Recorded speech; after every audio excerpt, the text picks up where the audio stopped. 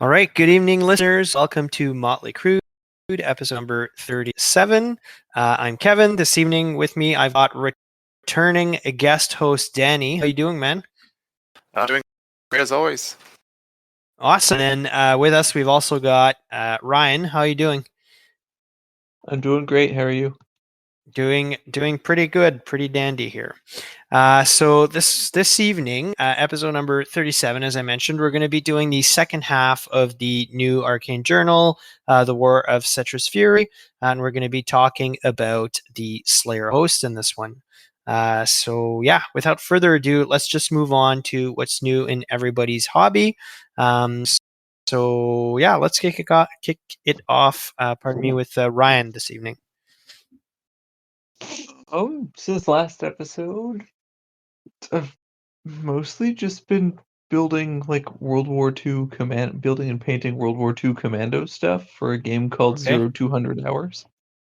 So that's just been kind of a different thing to work on, but it's fun. It's a nice little how do I phrase it? Like super scenario based game that simulates a very specific thing. So Okay.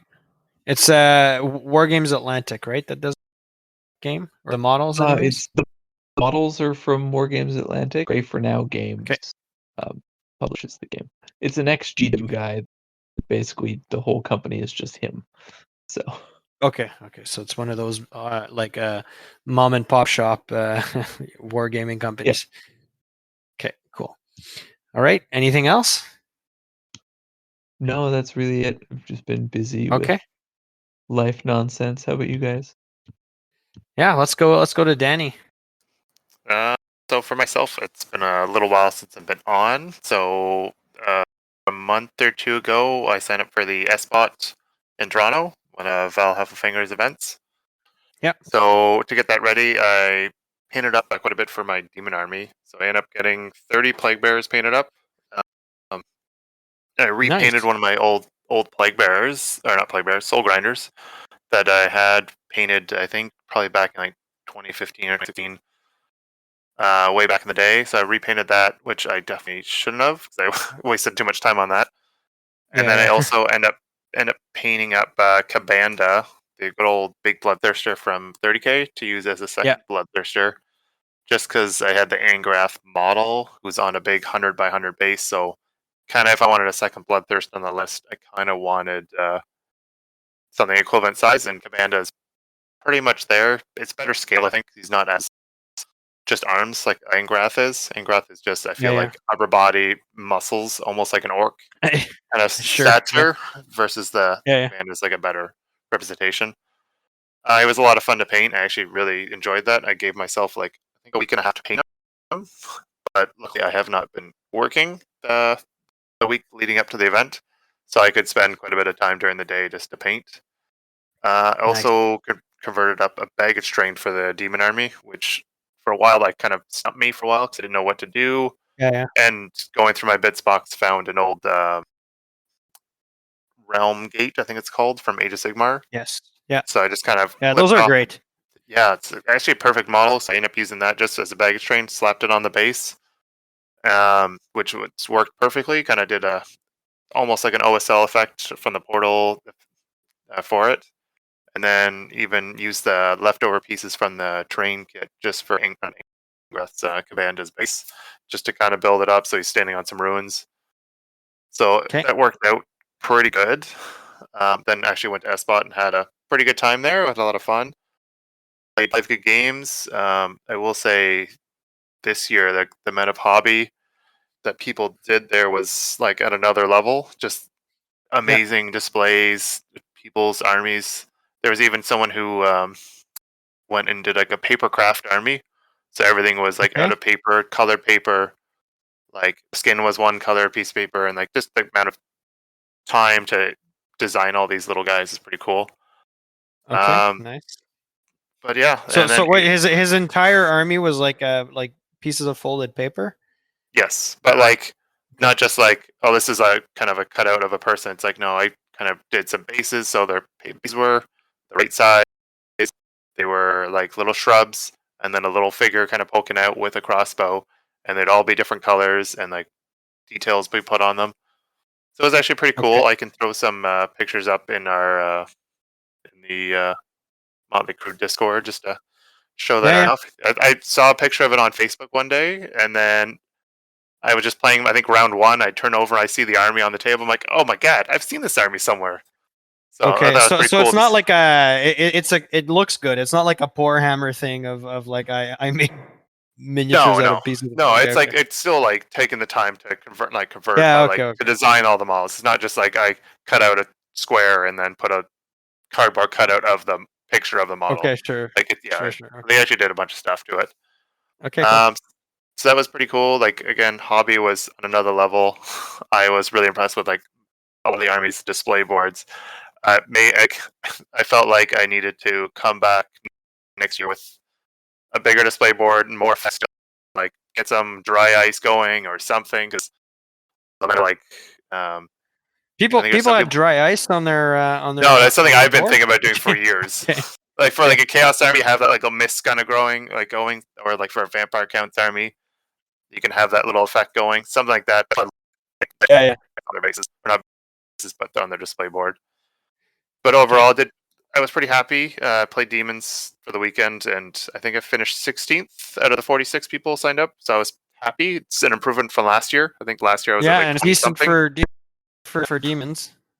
Yeah, and so yeah, I think the scenarios kind of helped because it was something I knew I was going to probably lose on the primary, but I knew if I just played for that secondary where they have that big swing of Oh yeah. Yeah. yeah, which I won't get into here, but it worked. I think for their event, did not do too much overall, but it does completely change how you end up planning a list and playing the game.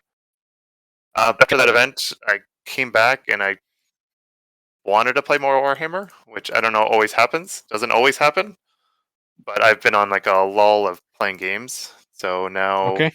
post that, I've started building up my house again. Got 24 white lions built. I got a couple Nice. primed, ready to do some test paints. Just kind of cleaning up the hobby room. I signed up for the Owl online tournament just to get more Yeah. games in. So first games this week. Hopefully that that gets planned out hopefully soon. And yeah, just I've been busy getting ready for the hobby with the hobby. How about Yeah. you, man? Then yeah. Less intensive than you for sure. You've been on a tear. But I've also been on the show more recently. So my segments are shorter. But yeah. So after the we did the doubles event.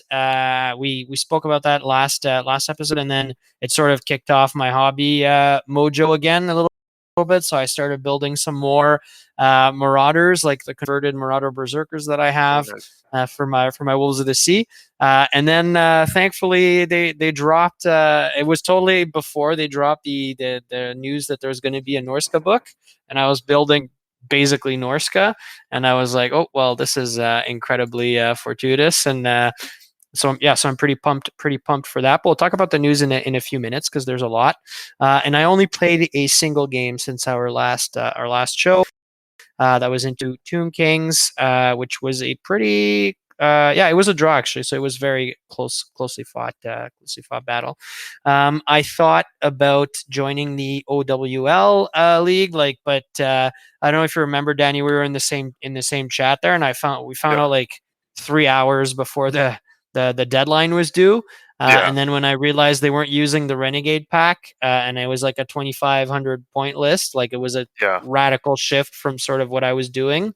Mm, So I didn't have time to close it before the registration there because I wasn't at yeah, home when I found out and stuff. So if I would have yeah, found out like a day or two before, I would have been good to join. But yeah. that's fine.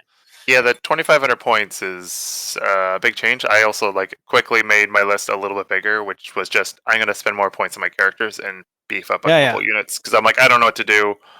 I'm just doing this for practice to just try more high elf yeah, stuff, but sure. like not expecting to do well. But yeah, Yeah, no, yeah, but like the thing is, so that was my original plan, and then when I realized Like I'm like, okay, I got an hour just to figure this out. That's no problem. And then I was like, oh shit, they don't use the Renegade pack because they got their own thing going. So my flying circus list just does not exist. Period. I can't just grow it out a little bit. Like it would be, I'd have to do something completely different, right? So, anyways, yeah. So that was it for from the hobby perspective. Just going back, so you finished 16th. That was what was your end result? Was it like a 2-3 or a 3-2? Oh, I finished 3-2. So That's yeah, good. generally, yeah, I'm happy because I Winning brought demons. record. Like, yeah, Yeah, yeah. I think last year I was 2-2-1. So the Okay. improvement. Yeah, Improvement, yeah, for sure, yeah, for sure. And it's not like demons are in a much better place than they were last year. So I think it's all on you. yeah. So that's good. I'll take it. I'll take the Okay. compliment. Yeah, yeah, for sure, for sure. I think it is. Okay, cool. So yeah, that's basically it. So let's move on to the news because there is a lot of stuff. So since we talked last time, let's start with the stuff that is old world adjacent. So there was the announcement and then subsequent like let's call it reveals. Yeah, it's not a leak. It's a reveal of 3 different models for a new Warhammer Quest line. Technically, it's set in Age of Sigmar. However, looking at the models, I don't know. I think they're just. I think they're super. Well, there is some like Cities of Sigmar aesthetic for sure, and some of the symbology you see on the characters, the iconography. However, I think they're really old world, like coded. They're not a very hard conversion to be like Britannia ready or what have you. So, yeah. So first of all, are you guys excited about Warhammer Quest returning for a new edition in the in like the fantasy realm of Warhammer Quest? Let's start with Ryan. Yeah, I mean, it's always cool to see more things. I have the feeling this will just go the same way as Cursed City did, where Yeah, it just goes out there and the people that want it, like I know there's a lot of consternation about Cursed City being sold out immediately, but I'm pretty yeah, sure yeah, there's still like 4 copies of it out of the box in Stittsville. So, um, yeah. Yeah, whatever. because they did a rerun of it later, and that one didn't sell out. Yes. Yeah, yeah, But I guess what I'm getting at is like if you want the models in it, they are out in the world. sure. I'm not Yeah, yeah. much of one for any of Games Workshop's like box game products other than like Space Hulk over the years. Okay, So like it, it's cool they're doing it, but at the same time part of me is like every ounce of effort that went into creating it was an ounce of effort that didn't go into something else. sure. Yeah, fair. That's fair. Especially because they're all fantasy models. But yeah. Yeah. Okay. What about you, Danny? Are you a big Warhammer Quest player? Are you pumped? Like I've played a few of them. I played Silver Tower, like not a ton of it, but Okay. some of it. I did the Blackstone Fortress a little bit. I didn't. I know I did play the Curse City. So I think I Okay. played the most recent ones. They've all been pretty good. They're kind of a good learn to not learn to play, but like intro kind of miniature kind of game for people that are curious but haven't kind of made the jump to playing Warhammer. So they're fun Yeah. that way, and a lot of the models are really cool, very dynamic, and it's kind of the underworlds kind of thing where they're a lot more creative with the models. They don't really Yeah. have Yeah. to fit in with 100% a theme. I've never bought any of the boxes, but like I've always been tempted. Like Curse City, I kind of want to, and then I just never got around to it, and now I just don't want to paint all those models. The Yeah. Nurgle stuff I think will be really cool that they're fighting in this box. The 3 characters they kind of showed off. I really like the Renegade Saint model. The armor Yeah. is We're very we're gonna unique. talk about we're gonna talk about the models. One sec. One Oh, sec. okay, Give us. okay. Yeah. Yeah. Okay. All right, then I won't Um. go that far. Yeah. Yeah. So Yeah. Okay. yeah, Okay. Yeah. But yep. like the Nurgle stuff, you're pretty pumped because you're like a Nurgle demon guy, also, right? Yeah, I like all of them. Like any Okay. Nurgle corn, yeah, yeah. Man, we got so many Nurgle people in our group in Ottawa. Like I don't care much for Nurgle. In fact, not at all for the aesthetic. So like between you, Hutch, Andrew, Victor, like I'm gonna be able to resell those models for like eBay scalper prices on like the Pestigores and like Yeah, the yeah, other yeah. silliness that's gonna be in that box. Yeah, so for me overall, so I've never actually played Warhammer Quest, but I do like get. I always get them like the box sets, just because as you guys have mentioned, like the models are wicked good. Like Cursed City, I picked it up originally when it came out. Before there was the whole like, oh, we lost the mold or whatever, and it disappeared and came back like 2 years later. So I got it originally.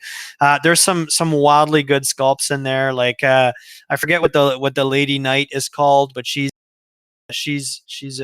an excellent model. Like the I've used in my Vampire Accounts army, whatever Soulblight Gravelord's army in AOS before this game came back. Like a bunch of sculpts from that. Like the just the skeletons are great. For instance, the Bloodborne or whatever they're called, like the feral vampires, they're super cool too. Like, and then even going back to like Silver Tower, that Dark Oath Chieftain is an absolute banger of a model that was, and that's where he made his debut. So, anyways, like I really love them for the models that come out. So I'm for sure gonna pick this one up. As I said, Nurgle doesn't really do it for me. Depending on how those Pestigores look, like I may paint them up, especially because I have a like a Minotaur Bloodherd army, I guess. So we'll see. But like definitely like the warriors, whatever they end up being called. I guess they're Maggotkin of Nurgle in AOS. They're what do you call Blight Lords or whatever anyways the Warrior of Chaos analogs that they have in Megakin. Like those, I definitely have nothing I'm going to do with them, but just the characters I think are super cool, and I'll use them for that. So speaking of the characters, you guys got any favorites, or like what are your thoughts about the three that were revealed? So we got Sir Edmark who is a Manticore Knight. We got a dwarf. It's called Drolf Ironhead, and then Brentilis, the Renegade Saint, which looks like some sort of paladin, I guess, or sort of knight also. So I'll start with Ryan. What do you think of these models? I think they look super cool. Like they're all, either the way that standalone characters can be, they're all super dynamic and interesting. Um, yeah, preemptively agree with Danny here, and I really like the Renegade Saint one. But mainly because she's kind of the most generic of all of them. Sure. Uh, like the Manticore Knight's one of those weird ones where like it looks really cool, but then like as a Bretonian guy, Yeah. it's like they pasted Bretonian notes onto a Cities of Sigmar model. Yeah. Yeah. So like if you glance at it, it looks like it reads Bretonian, and then if you look at it for more than 3 seconds, you're like, nope, none of this actually works. So, No, you're right. because yeah, Yeah, you're right. there's like so much Sigmar iconography on it and everything that you'd have to like peel off of it. But Yeah. he's a sick looking model. Just as a like, how could I use him? It's more effort than it's worth. Um, the dwarf's got a cool theme to him, but he's also just a Yeah. dwarf with 2 axes. Like, Yeah. Yeah. We've seen a few of those. Yeah. yeah. Whereas then the last one, like, you know, running sword, angry face, plate armor. There's a lot of it's a bit more of a blank slate to play with. Sure. Yeah, I feel like that model specifically, the pictures they gave us, like the angle of the picture is not great. But it's probably No, better if you see from another it angle. is not a great angle, that's for sure. Yeah, but no, I think my favorite one is I'm gonna go with Edmark. I think they're all three cool, but you're right. Like he doesn't. You're gonna have to do a lot of work before you get to something that could pass for a Bretonian. The axe has like the big Sigmar twin-tailed comet thing going on. I guess the shield is not too bad once you remove the S, like because there is some lion sort of iconography to Bretonia also, like Louvain Leoncoeur, for instance, in what was 8th edition, had that sort of Yeah. lion Not aesthetic going born on. yet.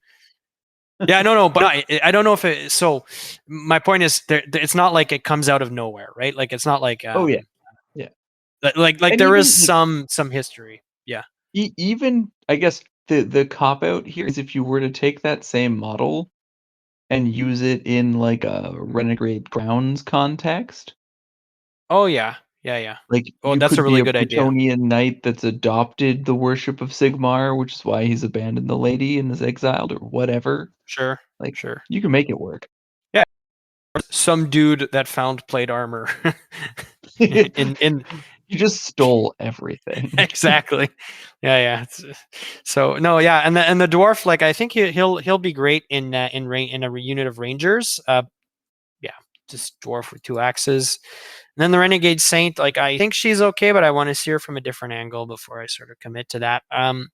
Yeah, okay, good. So now let's get to the really interesting Danny, news that came Danny out. gets an opinion. Oh yeah, sorry, the models. I'm sorry, Danny. Go ahead. That's all good. I get it for that. So for me, it's definitely like Bren, like the Renegade Saint, Okay. but it's mainly just because she has very unique armor. Like no Yeah, it's all other pitted. faction pitted. It looks completely different than any other faction, and it's quite worn out by the looks of it. Yeah. So I think she's pretty sick. The dwarf for me is just it just looks like a dwarf ranger, like Yeah. maybe with a different Agreed. weapons, but he doesn't look like he's the typical dwarf character would be wearing like full plate armor for old world. Yeah. So unless they're coming out with some potentially dwarfs for Age of Sigmar that fit this theme, he's very different than the rest because it's mostly just what Fire Slayers and the Um, Caradron Overlords. no, so I think there's like what used to be called the dispossessed, like Yeah, the fantasy dwarves. I think they still, some of them still land in the cities of Sigmar range, yeah, and but I like they don't have maybe any rangers. models other than the old world models, right?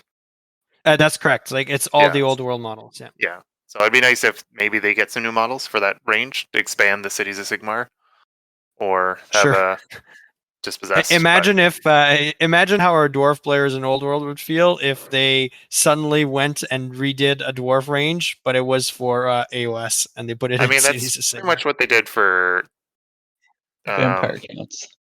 yeah, Vampire Counts is on the Yeah. same boat. They redid all that. So, but yeah, I think We talked about it in our when those models were revealed in that episode, but I think there's like 2 different lines of Vampire Counts models going, and they shit canned the one that was sort of aimed at Old World at first, because there's like they did a model they released 2 years before, which was the Mounted yeah, White King, and it's like a completely like black and white, completely different aesthetic. The one from 2 years before is like in the Old World aesthetic, and the new one is in the like the Cursed yeah. City aesthetic. I mean, they've already done that with Old World. They've already discontinued models that came out when the game Yeah, launched. yeah. It's crazy to me. Yeah. It's We're wild. just about to talk about that. Yeah, Yeah. we are. We're getting there. Okay. Segue. So all right. So you're good segue. So your team Bren. All right. We'll see what the other ones look like. There's four adventures or 5 in this. I forget. There's like a It's, preacher, I think. Yeah. we'll find out. I think it's Okay. 4. We'll Oh find. no, I We'll think find. yeah. I think it's just the priest Okay. left. Yeah. Okay. All right. And then I think to me, anyways, it came as a bit of a surprise. So the Raising of Westerland, which is a Norska related book that's coming out, arcane journal that's coming out. So initial thoughts before we get into the models, which, spoiler alert, I'm really pumped for. Were you surprised, and what do you think of this? Let's start with Ryan. Yeah, no, I was quite shocked at this existing. But I'm here for it.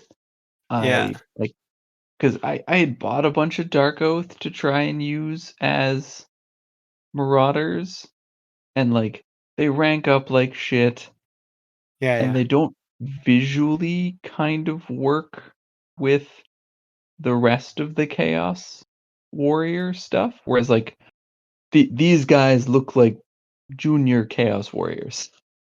Like Sure. Yeah.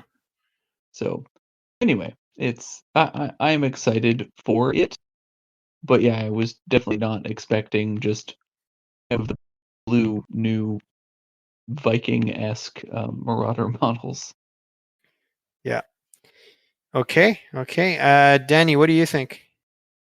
I'm pretty much with Ryan here. Like, it's pretty much really out of the blue. Like on a random Monday, here's a whole new refresh to the Marauder range.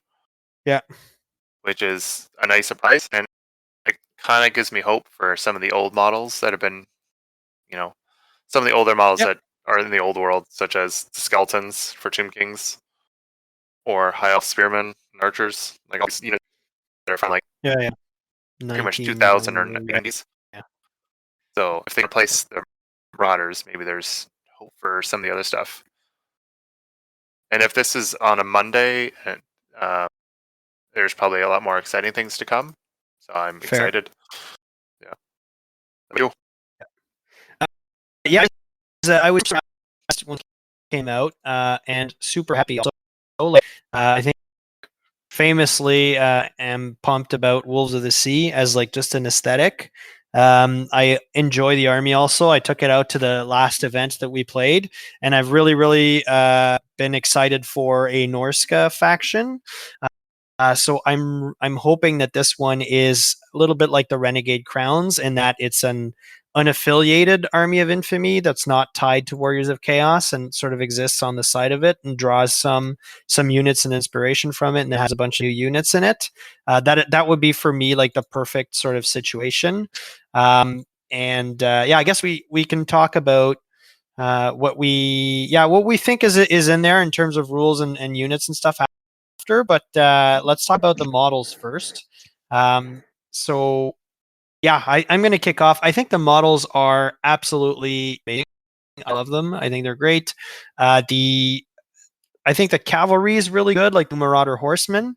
I think if you're playing, for instance, just Wolves of this, you can use these guys super easily as like your Huskarls, and then have your old Marauder cavalry as like just Marauder Cav, and then your Marauder Horsemen, and then you're in a really like super easy to make that work out. And then if you're going to use these guys as Marauder Horsemen, I think they're like again they're just fantastic sculpts. Much more dynamic. The proportions are just better, of course, than the previous ones. It looks like there's a lot of options in here. They do look busy, but in a it's a modern GW sculpt, but I think in a good way. It all sort of sells with the aesthetic. I'm really pleased with these guys. But the ones, and there's good options like the helmeted, unhelmeted. There's different weapons, shields. Yeah, it's all good. And then the model that I really am there for is the Marauders on foot. I think these guys are stellar. I'm a real big fan, especially that picture where there's the three sort of command models. Yeah, the unit champion with the sword and shield, the banner bearer. Yeah, they're just amazing. I'm just 100% sold on these. I love these models. Exactly the aesthetic that I like. So yeah, I'm fully on board. Ryan, what are your thoughts on the new models? I'm in the same spot. Like these are way more what I was looking for visually Yeah, before I bought all those Dark Oath models at a steep discount. And I've always hated the old like yeah, they're naked dude terrible. marauders. They're not cool. Um, Whereas yeah, like these guys just they look like chaos human dudes, which Yeah, is like Northmen. Yeah. yeah, exactly. And like they got the furs and the wood grain and like yeah, you could say they're busy, but like they're not busier than like I built a bunch of what are they? The just like chaos knights. Okay. Those things have like space marine grade amounts of nonsense trim on them. Yeah, yeah. Um, so But yeah, no, like they're really cool models, and I kind of want two of these reinforcement boxes. Um, Yeah, I'm for sure picking at least one up. It's if I didn't have basically because I have over 1,000 points of this army already painted and ready to go. yeah, If I didn't have it, I think I would get two boxes, but right now I might just get one. Yeah, I don't know. We'll see, one or two. Uh, sorry, Danny, what are your thoughts? Yeah, as you guys are saying, like the models are amazing. Like, definitely feel like, as you guys said, like Northmen or even Chaos Warriors, like took off their armor or are about to Sure. put on their armor, like same size, stature, like much bigger. Um, like the infantry, I think would be super good for like just contrast paints because there's Yes. quite a bit of like different stuff, like clothing with the wrinkles and furs and stuff. Like, it'd be super easy to contrast for anyone that's going to use those or speed paints. So they'd be a lot of fun. Uh, the cavalry, I was just looking at them a little closer. They have so many little trophies and stuff on the actual horses themselves, Hmm. which definitely will be a little annoying with the ropes and the tassels and stuff. Yeah. But they're still just a huge step up from where things were, when the last Marauder stuff came out in like 2007, I think, for the Marauder cavalry. Yeah. So it's just a huge improvement. Like, and they still have all their options, which is awesome. Still have the flails, quarry weapons, or hand weapon Yeah. shield. So they're just, yeah, sick. And I think they're on the new bases, which is also, you know, allows them to do a little bit more with the models too. Yeah. Which, Yeah. yeah, has me Calf excited. spears. Yeah. Yeah. We'll see how that works out with Marauders on 30s, just because they're not really the way the unit is like its stats are. You don't want to lose all those attacks, so we'll have to see. I think they're getting a new stats block or an updated sheet or whatever. So Yeah, I don't expect much from that. no, I have the okay. You think? strong feeling you're gonna buy a $22 book to be told that the Marauders now go on 30 millimeter bases. That's Oh, what I'm and that'll expecting. be the only difference on that. Yeah. Well. Yeah. Well, you know what? That would I, be a nice buff for my Marauder Berserkers because those guys, if they stay on 25s, are now like heads and shoulders above the regular Marauders. do Marauder horsemen currently have cavalry spears? I know they used to have javelins and Yes, flails. they do. They do. Okay, they Yeah, can take they can cavalry take spears right now. cavalry spears or flails, and then they can take javelins or throwing axes, Oh, okay. Because I and thought like maybe the they're not cavalry spear was gonna be tied. like the new thing they added to it, but never mind. They can Yeah. also take throwing spears. I don't know why you would, Okay. but they can.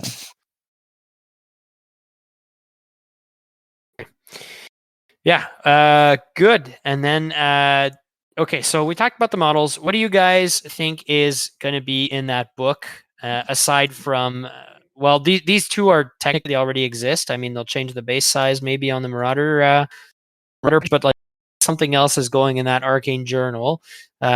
Usually, if you're the crappy army of infamy in a book, you get one unit at least, but you usually get two or three, and then upwards of there if you're like a whole different type of thing, like for instance, renegade crowns. So yeah, let's start with Danny here. What do you think is in this in the book for this army of infamy? I mean, I've seen so many people dissecting the cover of the book itself because that's usually a Yeah, couple hints there. yeah, Suspect there'll be a new chieftain model for Marauders, just because the Marauders are now on 30s. He needs to be on the 30, and sure. yeah, that's like a pretty easy one. Um, but I know people have been talking about maybe a new giant or dragon ogres, but I think it's just going to be like the picture in the background. That's just a regular chaos giant. Okay. Um, I know there's the big one that you want there, Kevin. I don't know if I want to take that Oh away yeah. from you. I'll Oh, let you you can handle say it. that It's one. fine. You can say it. You can say it. Just like the mammoths coming back. There's been rumors Yeah, about that for like I don't know, like a year. But plastic one, we've been let's go. talking about like it being taken off the shelves, like at the Warhammer stores, like the actual the old resin one. So it either was getting a repaint or there's a new model. So that was like the hint that maybe something's coming. Yeah, So that'd be a sick model to add to the army. But 100%. Yeah. I don't know what else they would add. Maybe it does have a picture of the on there, but maybe that's just a copy of the actual cooler looking version of the the metal model that's out there. So I Yeah, expect maybe. the big thing for me is this is what they just showed us on a Monday versus what they show us in a preview. So who Yeah, knows yeah. what they're actually going to show off later. What about you Okay. guys? Let's go with Ryan. So I'm looking at the article again, and I'm not even convinced that there's an army of infamy in this book. Mainly because every other arcane journal has explicitly or passingly mentioned armies of infamy being in the book. Okay. This one, like aside from the fluff stuff, basically just says rules for the four cults of chaos, new chaotic traits, lore of the Shadowlands, artifacts of the Shadowlands, and the new rules for marauders. Which, given that it also doesn't say like it says new rules for marauders super generally, I could totally see that like being like your um berserkers, the Yeah, chieftain, yeah. the like just kind of broad brush all of those things with it. But Yeah. they like if they're adding in cult rules that are some kind of layer that applies on top of your army, whatever chaotic traits are, but I'm assuming that that's something like gifts of chaos, but less gifty. Um, a new lore of magic. Yeah. That's a whole page right there. Um, artifacts will probably be about 4 pages usually the way they format them. And then there's this whole Path to Glory campaign filling up space. This might actually just be like just a lot of bonus chaos content that's very Marauder themed. Because I was trying to square in my head how you make a Marauder AOI and Wolves of the Sea different without just making like worse Wolves of the Sea. Uh, so maybe just giving Wolves of the Sea and Grand Army and whatever more options is actually what they're going to do here. Yeah. Yeah. I don't know. You're taking the wind out of my sails here, man. So maybe. But what I will say is like it feels like okay. So the first thing is if these are add-ons to the Wolves of the Sea, then it becomes kind of a strange one where it's like, oh yeah, here buy a second arcane journal for your Army of Infamy in that first arcane journal. And, like it feels like it's you an arcane like an Army of Infamy in two halves, which I think would be just a really poor look. I'm not sure they're going to do. Isn't that exactly what we're going to talk about two for in a few minutes? They give a few additional options to the army writ large. It wasn't like, more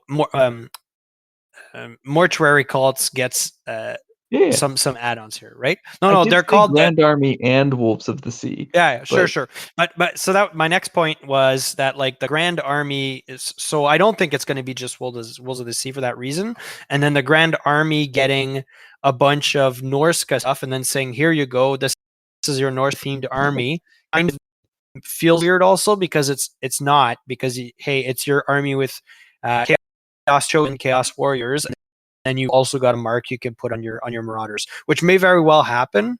Like I am on board if they do give them that option, but that won't, to me anyways, that won't feel like a Norska themed army. It will just feel like, hey, your Marauders now have a different set of marks that they can take, rather than so yeah, fun kind of yeah, counterpoint to that though is like I know a lot of people, including ourselves, have been stuck on the like, well, Norska's in the main rule books, they're going to do it as a faction, but like this article mentions Warriors of Chaos upwards of 15 times, including saying that this new box of Marauders that are nominally Norskins come with a Warriors of Chaos transfer sheet.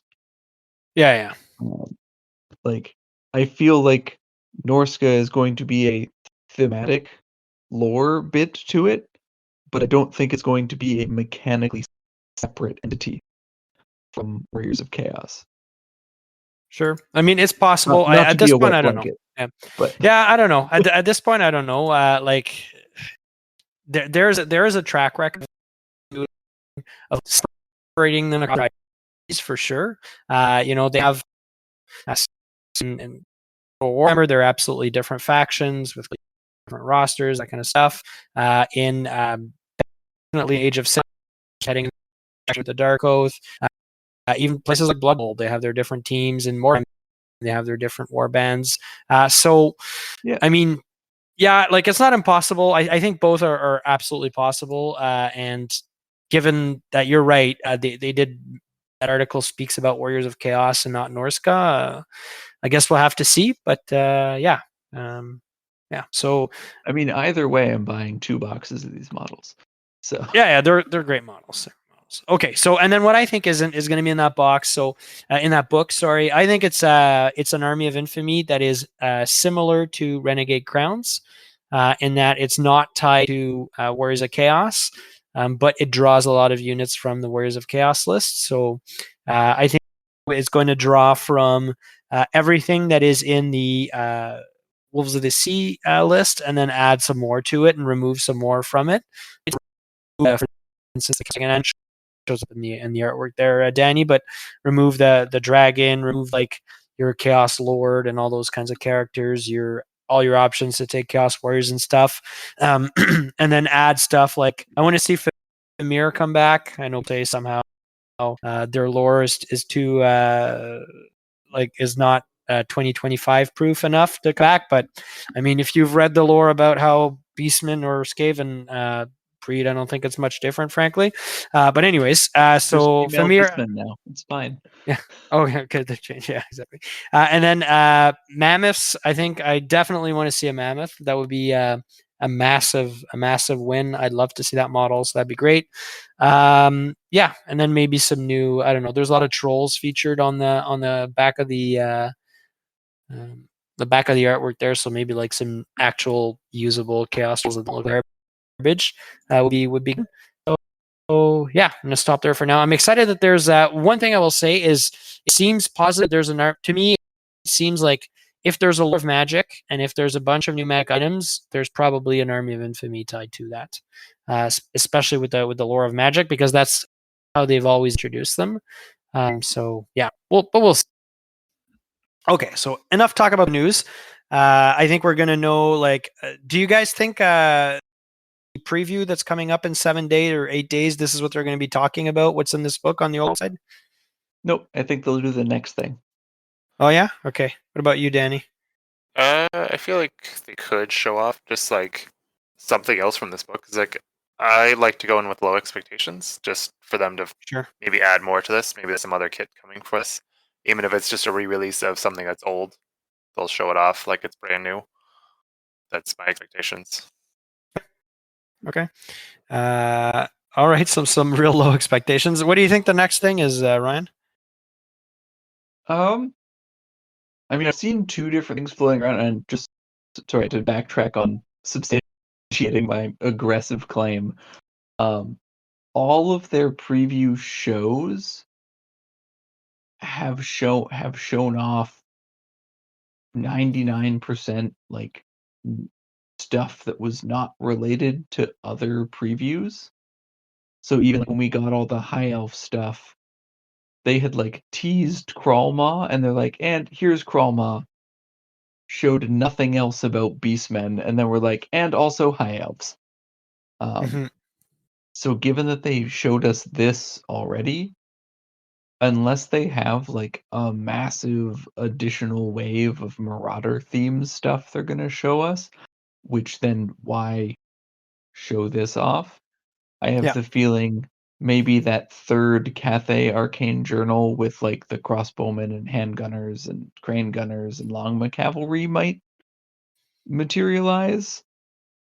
Maybe round out that faction a bit. Um, I mean, there's been off the wall rumors of like they could show off Kislev. I don't think that's going to happen. No, no, No, that's a new I want addition. that. Yeah. But unless they have some like see like because these previews usually don't show book contents. They largely focus on models. Yeah. So unless there's other chaosy models that tie in with these warriors, I don't think that there will be anything. Or if it is, it'll be the like chieftain sorcerer 2 model combo kit, and then a bunch of other not chaos stuff. Yeah. Yeah, I think I think there will be a chieftain kit for sure. That guy on the front cover of the Arcane Journal looks iconic enough to me that he seems like he's taken from a model which doesn't currently exist. So yeah, I'd say I think there's one coming, and a dual kit sounds like a pretty decent idea, and they've been leaning into those over the last few like months for sure. Okay, all right. Let's park the news. We've gone on super long on this, but that's fine. Let's talk about the book, the new book, the War of Settra's Fury. Specifically, we'll start with the doing stuff that we saved for this episode. But Danny, you weren't on the last. What are your like overall thoughts on the War of Settra's Fury? Overall, it's actually a really cool book.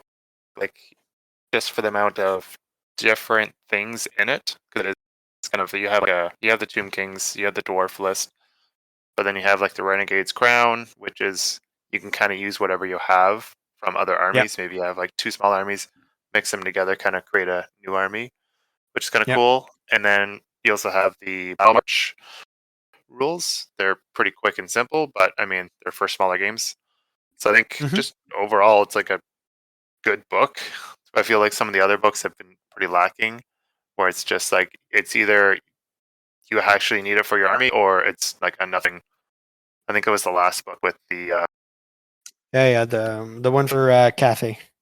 yeah their second book was not mine there. I think there was more terrain rules that no one uses, and that's about it. But yeah, Yeah, this that book one has been really definitely good. not a home run. Yeah. I've actually been trying to find this book, and I went to like 3 different stores, and nobody seems to have it in stock. So I don't know if there was allocation issues or it sold out very quickly, but I have not Okay. seen it Yeah. in stores yet. I've got a copy of it. Did you pick up locally or did you order it online? I ordered it through Red Dragon. Oh, okay. Okay, it's all good. Yeah, I got mine online. So, anyways, but okay, good. So, all right, let's start with the Tomb Kings related stuff in the book, which will be fairly quick. So, the Tomb Kings are getting, first of all, 2 different unit entries / mounts added to them. So, the first thing they're getting, I'll cover this one, is in character mounts. They are getting barded skeletal steeds. Great. I'm really happy for them.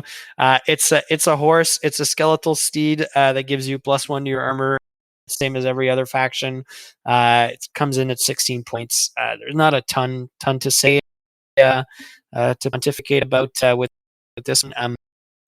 Yeah, I mean, I think it's a bit of uh, function being driven by form in this case, because they released a model recently that like the Tomb Prince or Tomb, yeah, I think it is Tomb Prince on a barded steed. So I guess they kind of needed to go for barded steeds. So yeah, good on them. I'm happy for Tomb King characters. The what you really needed was more for Tomb King players. I mean, what you really needed was more saves on your characters. So really happy for you guys. What about Danny? What do you think of this one? It's pretty monstrous. Yeah. But overall, it's just like it's another horse. It's a little frustrating that it's on a 30 by 60, but I think that's just Yeah. GW putting new model kits out, and they usually go on bigger bases. Yeah. So there's not much to say. It's movement 7 instead of 8, like a regular seat, but you weren't really seeing too many characters mounted on horses because they No. don't really have anywhere to go at the moment. Yeah. Yeah, and these don't really have anywhere to go either, right? Because their rules don't align well with the rules for the what are called the heavy cavalry. Yeah, Often, yeah. So yeah, they have countercharge. This guy doesn't, so you can't really go there. He's heavy cavalry. The fast cavalry unit, the horse archers, you don't want are to go light, there. Yeah. so they don't really have somewhere to go, and they can't go in infantry anymore because of their Get shot. infantry more with the new rules changes, so they can be kind of picked out. Yeah, especially with a 30 mil base, it's just annoying to put them in. Yeah, you just be off on the side. It's weird. Okay, Ryan, you want to say something about the horse? To anyone who plays again, this is the Warhammer equivalent of the Horse Armor DLC Horse armor mod. pack. Yeah, Uh, exactly. It's an old reference. So It's good. Yeah, it's a great reference. yeah. The horse DLC. It's quite literally the armor for horse. It's very on the nose. But Yeah. it's like, okay, cool. They came up with a new model. It needed rules somewhere. I agree with Danny's comment earlier that, like, you know, this is kind of this could have been an email Sure. moment. Like, and I kind of like if I'm right and the Marauders are the same thing, where it's like, here's the new data sheet that just has the new base size. Like that could have just been errata. It didn't need a whole book, but whatever. You're right. Fair. Okay. So the next one is more interesting. Hopefully, the winged war sphinx. Let's start with you. You play them. Well, let's do Ryan. I need to actually look at this thing again. Remember what it's like a Necros, or it's a war sphinx flies, I guess. Yes. I remember it was the most immediately forgettable thing. Winged Yeah, War yeah. Sphinx, okay. Move 6, weapons go 4, strength 5, toughness 6, 5 wounds, initiative 1, 4 attacks, leadership 8, 180 points. It seems more expensive than the regular War Sphinx just because it flies.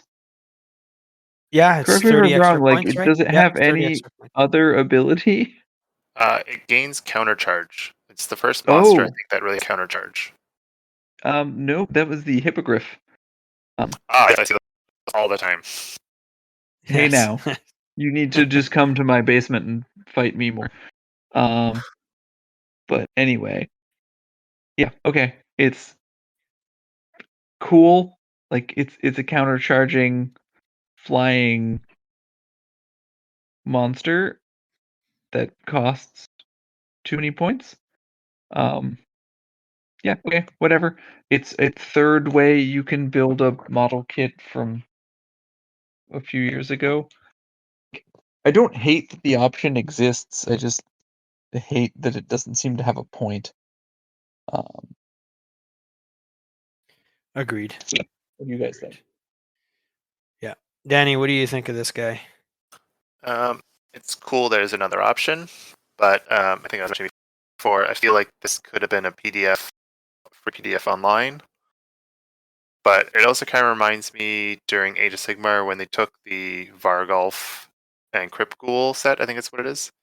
And because it was like you either build the one version that was like the big ghouls on foot or the bat ones. And they decided, you know what, we're going to just put the ghoul head on the bat guy. And there's a third option in the box now for Age of Sigmar.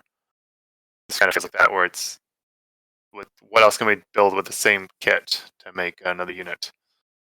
Yeah.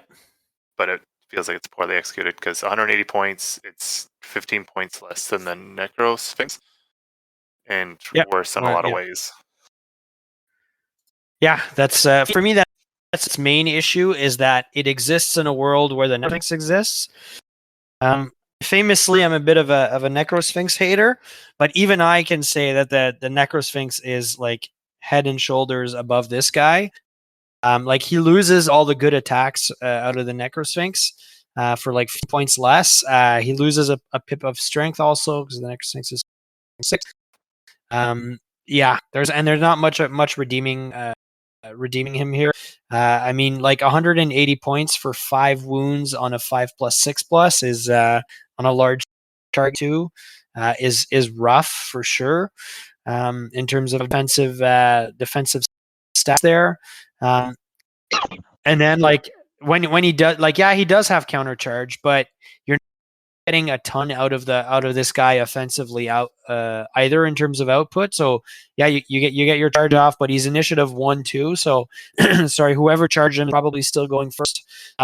And this poor guy, so he ends up going second, which is basically what would have happened anyways. Pardon me. Yeah, which is what would have happened anyways. And then after that, you're not getting much of an offensive output out of him. 4 attacks at strength 5 is not it is AP2 there, but it's not enough for me. And then he only gets D3 stomps also. Maybe if it was a D6, we could talk a little bit D3 plus 1 even, but how it it's not frankly, I don't think it's a very good model. I don't think you'll see a ton of this guy.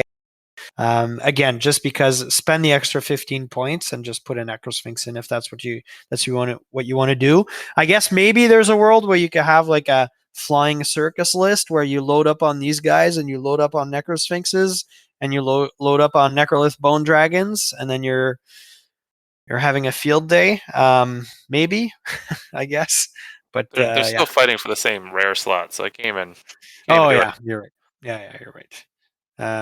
Yeah, so okay, get it. He's pointless. Okay, cool. So I think we're all thoroughly disappointed. Let's move on to the incantations of the Mortual.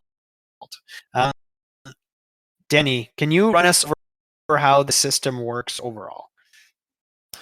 Sure. So the big thing with these is they're going to be almost magic items you're going to be buying. Like they're separate from your magic item allotment.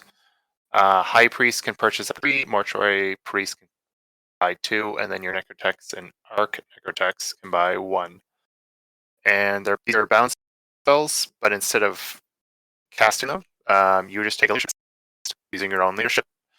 And then to just spell them, your opponent just has to be in range, and they just have to beat the minimum casting value that's found on each of the different spells. There's no miscasting. They're all kind of one use only. So you attempt them as many times as you want, but as soon as you get it, you successfully cast it, you can't cast it again. So it's kind of a better one use item. And then as well, when you're purchasing, I believe you can have the same one multiple times. Just your combinations can't be the same per character, like Force have the runes. So you can have the same thing, but they had to be just a slightly different combination. But these are pretty reliable with Undead with their PSVs. Sure, yeah, because they can re-roll that test. Yeah. Okay, good. Yeah, I mean, I don't hate it. I don't know how many you'll see of these because when we go over them later, like a one-use item, there people just don't tend to gravitate towards paying points for things that you get one use out of. Like the effect, for instance, of the Falcon Horn is great, but you don't see it anymore because it is a single use item. At least it has like a positive sort of or like a good spin on it where you keep using it until you actually pull it off. Imagine if you're Danny, if your Horn of Isha had that stipulation, right? That'd be such a big plus for that item. Yes. Might be worth taking. Finally. Yeah, exactly, right. So it is useful. It is good from that perspective. Your Tomb King Undead players are damn lucky that their speeds work that way because having played Nightly Orders a few times and had priests of Sigmar / Ulrich, usually I use Ulrich there, but that cast on basically a straight leadership test that is not as easy to pull off as you think as you think it is. And then the other thing is those can't be dispelled, but these can. And some of the casting values like on the scroll are actually pretty low. So I think you're gonna get dispelled too pretty often. And then for an item that you paid for, I mean, doesn't necessarily feel great or feel valuable. Especially for some of the prices that we'll see. Ryan, what do you think?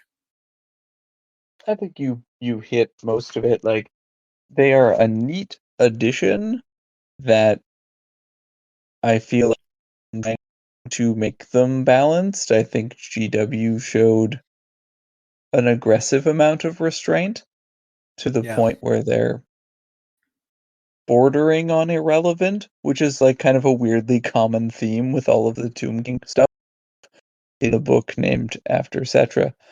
Yeah. But at the same Yeah. time, like every faction in the game, Tomb Kings was also not the one that needed like bonus super Yes. magic. So Yeah. it's, I'm not offended that they kind of really, kept a lid on these. Yeah. So, Yeah, you're uh, right. And the other thing that I'm thinking as I'm talking there, Ryan, is like Tomb Kings have such a deep bench and have so many options already that like this just kind of falls flat because maybe it is well balanced, but the rest necessarily like isn't as necessarily well balanced. So it feels kind of borderline irrelevant, as you said there. But imagine if you get these kinds of options, for instance, in your Empire Grand Army, right? Like they'd be, I think, suddenly more palatable just because that list is looking for tools in a way that Tomb Kings isn't, right? absolutely. Okay, so let's look at the actual spells that can be cast or the incantations that can be called up. So I can start with the first one here, the Scroll of Withering, for 50 points. It is a hex with a casting value of 8, range 21, and then until the start of your so what it does is until your next start of turn subphase, target enemy unit suffers a -1 modifier to its strength, its initiative, and can't make any ward or regen saves. This bound spell may target an enemy that is engaged in combat. So, at face value, these are some really, really good debuffs to be able to cast on somebody. Like -1 to strength is brutal if you're matched up into something that, especially if your strength and toughness align perfectly with like against your opponent. Going down 1 is just brutal in terms of offensive output. So that is good. -1 bit more situational. No ward or regen saves is fantastic. Like you drop this on a monster, goes from like a save type monstrous mount, loses strength and suddenly loses 2 of its 3 saves. Like you're making bank with this thing. The only problem is it's a once a game. You got to put off at the right time, which is not guaranteed because you're rolling straight leadership, even if you're rolling twice. If you are in range of that BSB, of course. And then after that, your opponent has a really good shot at dispelling this because like an 8 is not like I forget exactly what the percentage is, 56 for a 7, but like I forget what it is for an 8. But nonetheless, like you're not far off from a 50-50 chance of pulling it off, and that's before you add any dispelling bonuses to it, right? So so I think it's too expensive.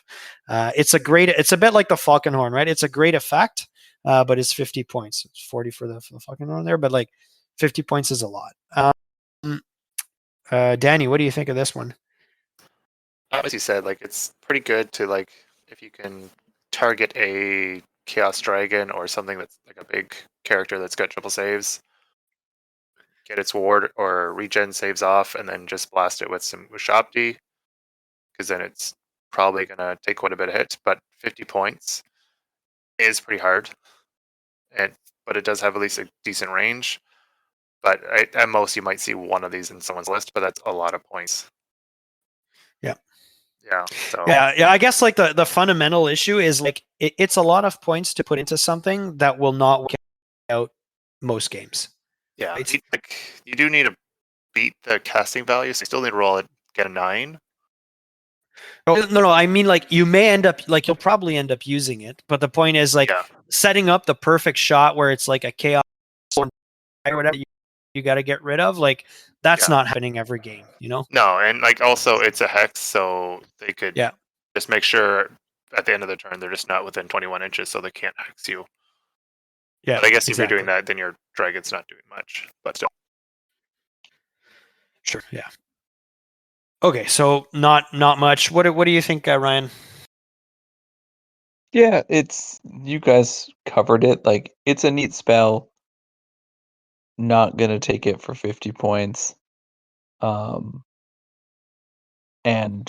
yeah, the things that it's really good against are very, very specific. Yeah. So yeah, that's it. Is this are the incantations affected by magic resist also at all? No. Mm, Don't think so. They're not. Yeah. Okay. Because At you're least not because casting them with the casting value. oh yeah, okay, good. yeah, Okay, you you're right. don't make a casting roll. Okay, So because I was gonna yeah, you guys are right. I was gonna say, in this dream scenario of the Chaos Lord on Dragon, you better not have brass collar on because you're in real deep shit. But it's not affected, so at least I got that going for them.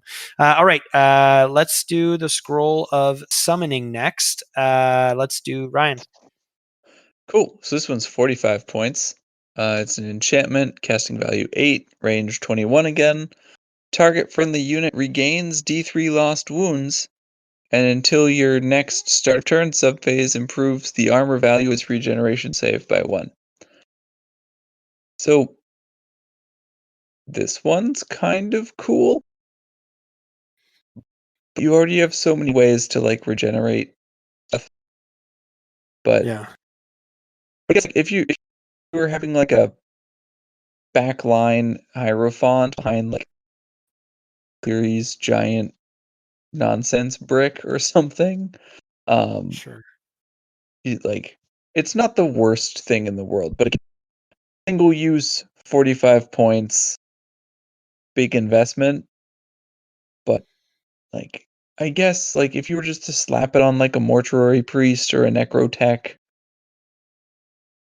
when you just have 45 points left and like nothing else to figure out what to do with it, I can see the argument for this one more than the other one, purely because it's easier to keep your wizard casting this further away from the enemy's wizards. Sure. But yeah, that's not like a resounding endorsement. It's just Yeah, and I'm just double checking here because I'm pretty convinced. Oh no, it's 55. Okay. Yeah. Okay. Denny, what do you think of this one? I guess it is another way to heal, like your maybe a Tomb King on a dragon. Getting a couple wounds, but then also bumping it up to regen 4+, Sure. which I think will make it pretty tanky. I guess you can also do it on a priest, but I think that's the biggest thing you're going to be using the heal too. Like I guess maybe also Sumo Shabti or even Tomb Guard, bumping them up to that 5+ regen that Graveguard do pretty easily, but still 45 points to 1 time per game, 1 turn you can get it. It's okay. I'm more looking at it for the regen save than the Oh extra yeah, wound for sure. healed. I think Yeah, that's the for sure. better Me too. part of it. This is a gen save thing, but I guess like my take is, in Tomb Kings, your stuff already isn't dying, and so you're paying 45 points. Like your block of 30 skeletons is not dying regardless of what's happening, and the fact that you're going from a 6+ to a 5+ regen will make literally no difference to that because it's not dying, because all of its dudes are getting rezzed every round, not because it's failing, like it's passing all its saves, right? And I think therein lies the the real important distinction. You resurrect so many models and so many wounds, like just naturally out of your abilities, that I'm not sure D3 actually matters, because if you're buying it to increase your resurrection for 45 points once a game, and you get 1 on that D3 roll, like that is not great. Not a great feeling. And then use it on your blind war sphinx. yeah, exactly, right. And then the regen save, like I guess sometimes useful, but I mean it's so situational. Like what situations are killing like a tomb king on a necrolith bone dragon, that if he had had an extra point of regen save, he would have survived from. Like those I'm are just saying so. cannonballs. Sorry. I'm just saying cannonballs would be pretty good. get the 4 Well, regen, then like there's a better chance he's going to survive. 6 cannonballs from like a Thae player. still not probably. So. Oh, he probably, Yeah, it's probably. But and also the other thing with regen saves is that they will stack for his end of combat like unbinding wounds or whatever they're called. So you make more saves, but you're still going to lose them to the end of combat thing there. But anyways, yeah, I'm not a fan of this one. Okay, let's move on to the other one. Danny, Scroll Awakening. All right, this one. So Scroll of Awakening, 40 points. It's a magical. Casting value 9, so it's a little harder to stop. Range of 27. It's got good range. And places all 3-inch blast template so that its central is directly over the center of the target enemy unit. Any enemy model whose base lies underneath the template risks being hit and for a single strength 4 hit at AP -2. This is a lot of points for a bad magic missile. If it was a large blast, I would think it'd be better. But No. it doesn't. Does it scatter? No, No. it doesn't scatter. So at least you auto hit the center. But like I don't know how many else you're going to get under there, depending on the unit, like the configuration of the base. But you're not going to get that any 40 points. This should have been like 10 points, like a cheap magic missile. Because doing one, I don't know, maybe 6 strength 4 hits at AB2 isn't great for 40 points. I don't think anyone's doing this thing. No, I think I agree with you. Ryan, what do you think of this one? Oh, sorry, my brain just reset itself. Awakening. Yeah, no, it's still. Yeah, it's like a worse version of Word of Pain. Yeah, or the summoning also. Like, yeah, Word of Pain because it's a blast template, but like I think it's got the same stats as the Awakening. Just you're gonna get fewer hits out of the summoning. Sorry. Yeah, I would not take that for 40 points. No, it is leave it at home. Okay. For 35 points, you can get Fireball. Yeah, exactly. Yes, precisely. Okay, so the Scroll of the Outcast Dead for 35 points, a magical vortex, casting value 8. These are all really low casting values, by the way, for your dispelling. At least the Awakening, the Scroll of Awakening was a 9, which it is like the highest one. But anyways, so yeah, the Scroll of the Outcast Dead, magical vortex, casting value 8, range 18. It's a remain in play spell. You place a small 3-inch blast template. So that the symbol is within 18 of the caster, and then when that thing's in place, treat as difficult terrain, of course. It gets D6 at the start of every turn, and then any unit, friend or foe, that moves through the template or that the template moves over suffers a single strength 4 hit with an AP of 2. This hit has multiple wounds. Yeah, any unit that suffers more wounds from this thing must take a panic test as if taking casualties. Yeah, this is pretty bad. Pretty bad. You don't control where it goes. You take a single strength 4 hit. Like at least make it D6 or something. Like a single hit there. That's pretty rough. Yeah, and then you have to take a panic test. I mean, yeah, this is not great. Like, okay, so the reality is, if you're hitting something at strength 4, and you're killing it, it's probably not something that you needed multiple wounds for anyways. If it's a monster or something that's D6, you're not winning it with strength 4, so the multiple wounds is relevant most of the time. So yeah, all that to say, this is a terrible spell. Danny, what do you think?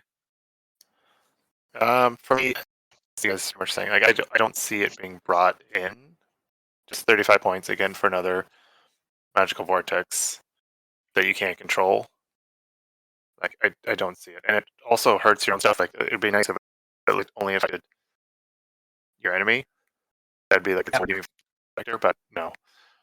And it does do panic tests, but for a little over double the cost of the scroll, you get a catapult. I guess 3 times the cost. That means you can get pretty much do the same thing better. Yeah. And there is this which makes your catapult much better, which we'll get back to later. Okay. Did I ask you about this one yet, Ryan? You have not, but I agree with you guys. I don't have anything So- to add. Okay, perfect. Next up is the Scroll of Urgency. Let's do Ryan for this one. This one's 30 points. It's a conveyance, casting value of 7, range 21. Effect, target friendly models, friendly unit that's already moved, not including failed charges. It can immediately move again. Cool. Like, it's a once per game arcane urgency, I guess. That's exactly what it is. Yeah. Which, like,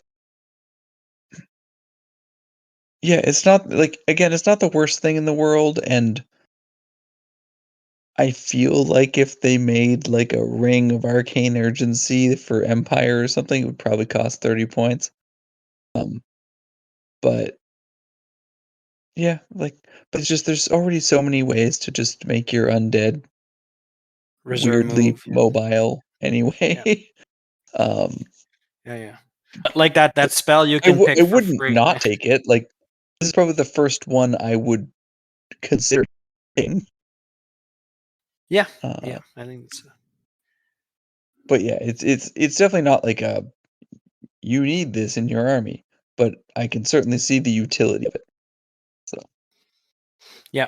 Yeah. I guess at some point, like this, it exists in a world where I forget the now, but in the lore of like in the signature lore, you can take a spell that just gives you the bubble of reserve move or gives a unit reserve move. I think you get enough movement out of that this is like you said there, Ryan, not something you must take because it is a weirdly mobile army. However, I also agree with you that this one, at least, I wouldn't look at somebody funny if they told me I brought a once a game arcane urgency thing. I'd be like, okay, cool, arcane urgency is a pretty good spell. Like, good on you. Um, yeah, not sold on the once a game thing. What actually I think really kills it for me is that it brings it like under par from like maybe to like probably not taking it is casting value of 7. 7 means that everything in the game or dispels 56% of the time, right? So if you only have a +1 bonus to dispel, then like you're dispelling this the majority of the time, right? So I think that feels a bit rough for something that's a once a use. But yeah, I don't know, Danny, what do you think? I could, yeah, as you guys are saying, like it's probably the first scroll that you definitely would see more likely. Um, it having a range of 21 to get another unit to move is pretty nice. So I think early on, Yeah. even like turn 1 or 2, while you're still kind of at a distance, you could use it to kind of push yourself, make sure you're out of cast or dispelling range to kind Mm-hmm. of push up a unit real hard. But as you Sure. guys are saying, there's lots of different ways you can have a unit move up with the reserve move. I'm pretty sure there's a banner for a reserve move. Like, if I don't know if they can take battle magic, I'm sure they can, but probably arcane urgency through that itself. So Yeah. yeah, I'd be Uh, fine without it. Okay. Can they take battle magic? I'll tell you in once. No, they cannot. They cannot. So So then that's the way to get there. yeah, sure. Yeah. So Okay, cool. And then the last one, I think the last one though is a bit of a bit more of a banger. Danny, you want to take the Righteous Fury? yeah. So this one's nice and Righteous cheap. Smiting, sorry. Yeah. Yeah, Regis Smiting is 10 points. It's cheap. It's an enchantment. Lower casting value of 7, so same as the last spell. It's a range self. It remains in play. While this spell is in play, friendly units whose troop type is War Machine that are within the caster's command range can re-roll a single artillery dice or scatter dice per turn. This pretty much turned your priests into better engineers Yep. because it's all the War Machines that are just within range. They can roll. So it's instead of picking one War Machine to re-roll, it's pretty much everybody's going to get it. So if you have 2 pieces, they're both getting the benefits of this, and it's 10 points. So if you're already taking 2 catapults, I feel like you're going to have this in your list, making them a lot more accurate for hitting dragons or anything like that. So it's good that way. What do you guys think? Ryan? Yeah, like again for 10 points, especially if you're the like a backline Hierophant kind of a person or whatever. Yeah, I'd throw this on a guy and keep it near my whatchamacallits, my catapults. Seems reasonable to me. Yeah. No, I think this is fantastic. I'd actually, or whatever, enchantment or incantation, sorry. This is fantastic. 10 points. Absolutely, I'm there for it. Then the fact that it's a better engineer is wild to me for 10 points. And then like I don't suggest the Hierophant because he's going to be in the back with just of screaming all catapults, and thus is going to be very vulnerable to like messing up your whole army's game plan. However, having like a level 1 Mort Priest in the back, just sort of hanging out and just playing this thing to give your for what is it, 55 points, so 65 points with the item to give your 2 catapults if you decide to go that way. Rerolls on their dice, I think, is a real fantastic value. The casting value of 7 is not as big of a deal because you can cast itself, remains in play. You can move back behind your catapults, and then by the time something is actually in range to dispel this, it's going to be pretty late. You're probably in close combat anyways. So yeah, I think this is great. I mean, in my army, people pay 60 points to have an engineer, like a baseline engineer, to reroll 1 dice. This is potentially rerolling 2 dice for 10 points. So very, very good. Now, is the Tomb King meta where you like in a place where you really see a lot of Screaming Skull catapults? Probably not. This does make them, I think, a little bit actually significantly more viable. So yeah, it's love it. Real big utility piece. Okay, so we close out the Tomb Kings portion. Just overall, really quickly, what do you think of these additions for Tomb Kings, Ryan? I'm gonna stay with my stance of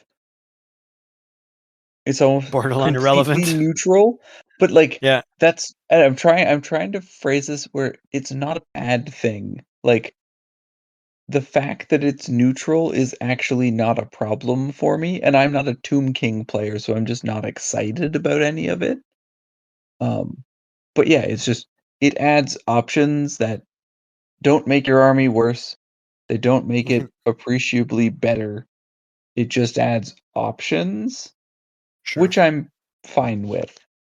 But yeah, none of them are exciting. Like if I wasn't playing Tomb Kings, this is not going to interest me in playing Tomb Kings, either from a thematic or game mechanic perspective.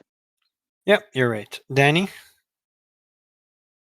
For me, I'm happy the incantations are back. They've kind of been in and out of the game for many years. Like they were there when they first kind of separated the Tomb Kings and the Vampire Counts Yep. way back in like 5th edition. They had incantations, and in 6th editions, the incantations were like bound spells that just automatically went off. Mm-hmm. And I think in 8th edition, they kind of took a step away from that and then just made them regular casters because before they were Yeah. not casters, they just did incantations. So I'm happy they're kind of back in the game. It's another thing for them. I'm happy they're there. Everything else, the mounts and the war sphinx, I could care less. The models are cool. Incantations are, I think, at least more fun. Adds a little more flair.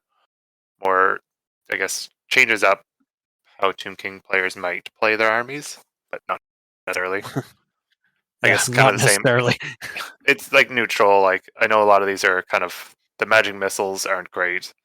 It's mostly you're probably going to be taking maybe the Scroll of Urgency, the Rage of Smiting, like nothing too Yeah. crazy. Mm-hmm. Yeah, for me, I find these pretty lackluster and disappointing. Like if I was a Tomb King player and you told me you're getting a journal, an arcane journal called The War of Settra's Fury, I would be really really excited for all the for that great new army of infamy and all those useful new units and items that I'm getting. And then if I found out that all I was getting was horse with armor DLC from Oblivion and 4 unusable incantations, one maybe on like a strange full moon, third Thursday of the month type situation you take, and then one which is usable, like a 10-point incantation which you can use, I would be thoroughly disappointed. So yeah, sorry to Tomb Kings players. I think you guys were looking forward to more out of this. Speaking of looking forward to more out of this, let's talk about the new Army of Infamy, the Slayer host. So we normally do these is we talk about the Army of Infamy's army composition, its rules. Then secondly, we talk about all the new units that they have, and we talk about new items, lores of magic, etc. However, in this case, there are no items, lores of magic, etc. There is only a single unit, so this is perhaps going to be a quick review. So let's start overall with Ryan. What are your thoughts on this Army of Infamy? Is it thematic? Is it fun? Does it bring something that you think the Dwarven Mountain holds needed in terms of new play styles? And yeah, what are you just thinking overall?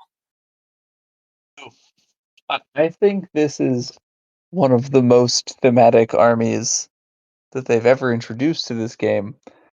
That doesn't mean it's good. And how fun it is going to be very opponent driven.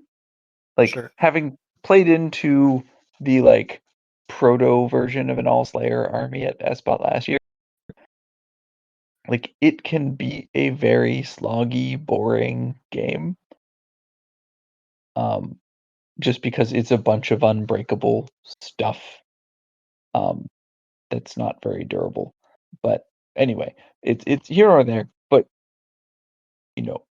if you ever wanted to build a Slayer army that's just a fuck ton of Slayers doing suicide things, you can. So sure, but the execution does leave something to be desired. Like things should be added to the game that are capable of actually playing the game, and I think this fails at that. Yep. Okay, Danny, what are your thoughts? Slayers are probably one of the most iconic things in Warhammer, the old world. So it's great to see that they have their own roster, and it's slightly different than the royal clans. So you don't have to take warriors or a few other things. Like you can just take Slayers. You're not forced to take certain characters to make the army list work. I wish there was a bit more, and I know there's not many options, but maybe some new upgrades or something. I know we'll get into all that stuff later, but I wish there's just a little bit more.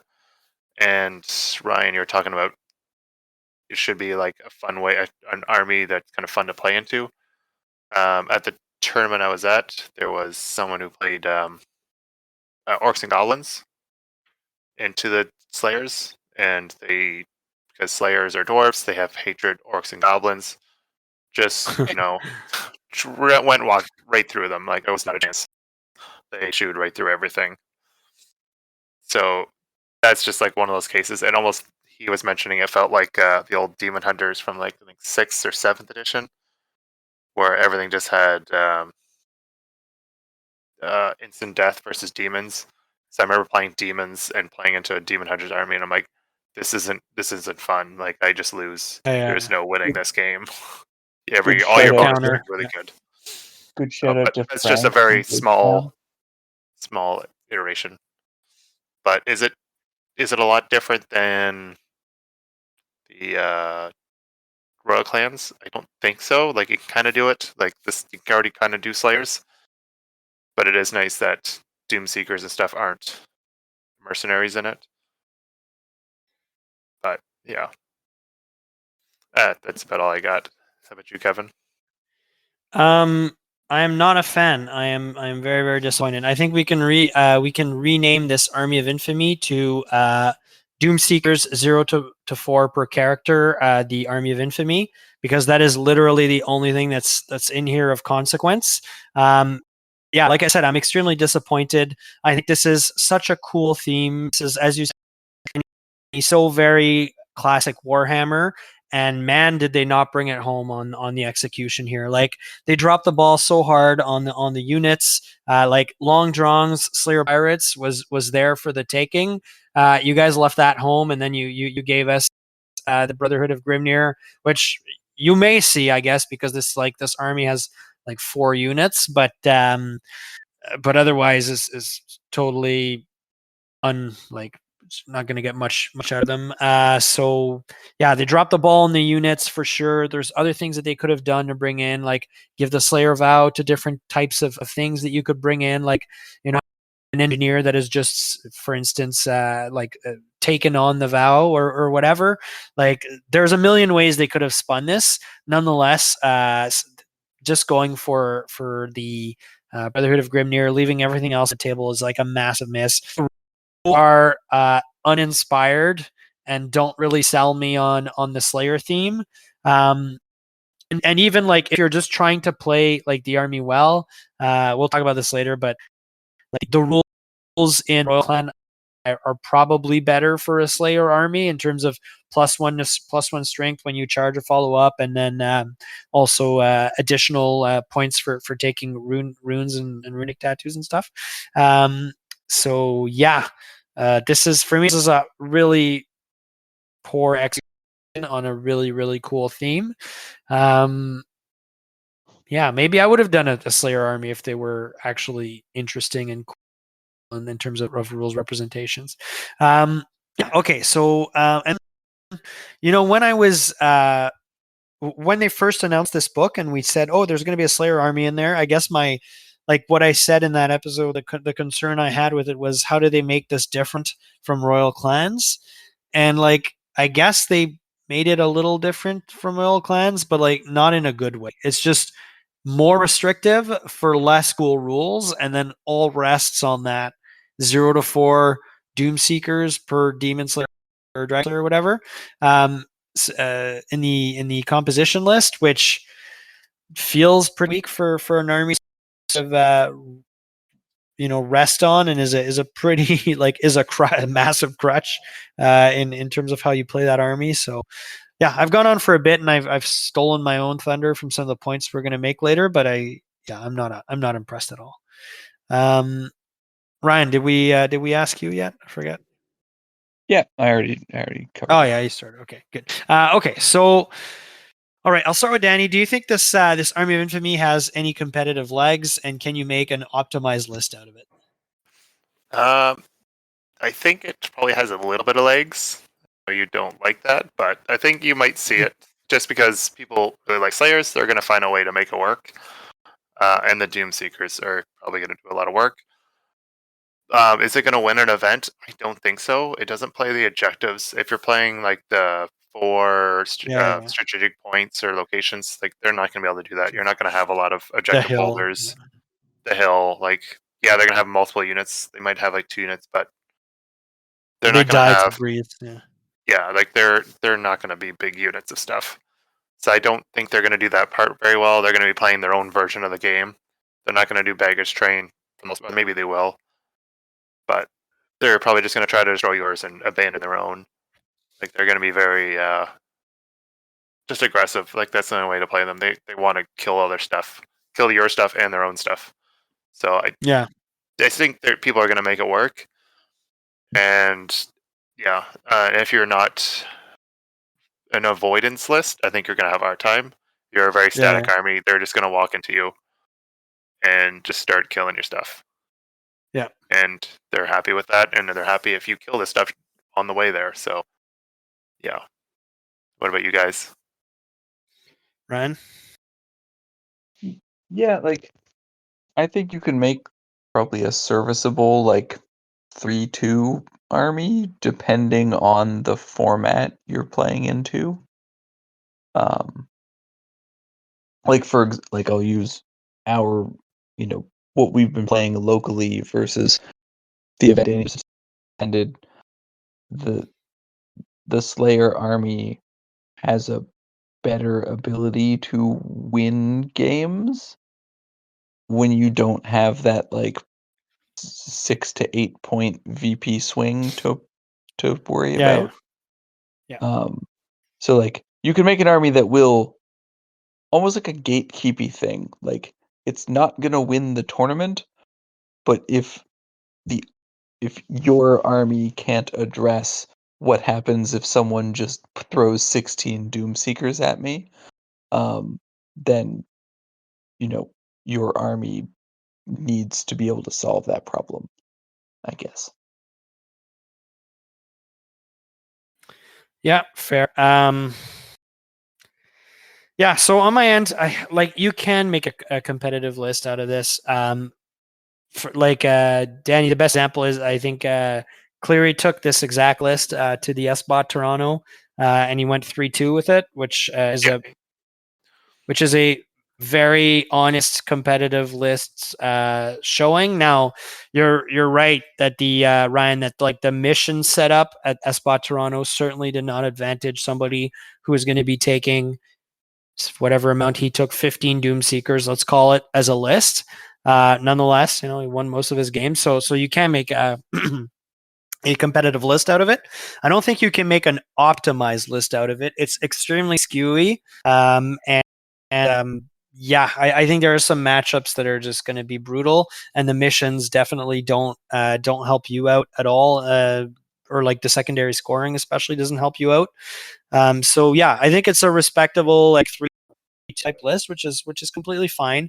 I guess my issue is that the only competitive build you really have out of this Army of Infamy is max load on Doom Seekers, which fine. However, is like it'll be fun for the novelty of like this doesn't look like a Warhammer the Old World army the first game you play.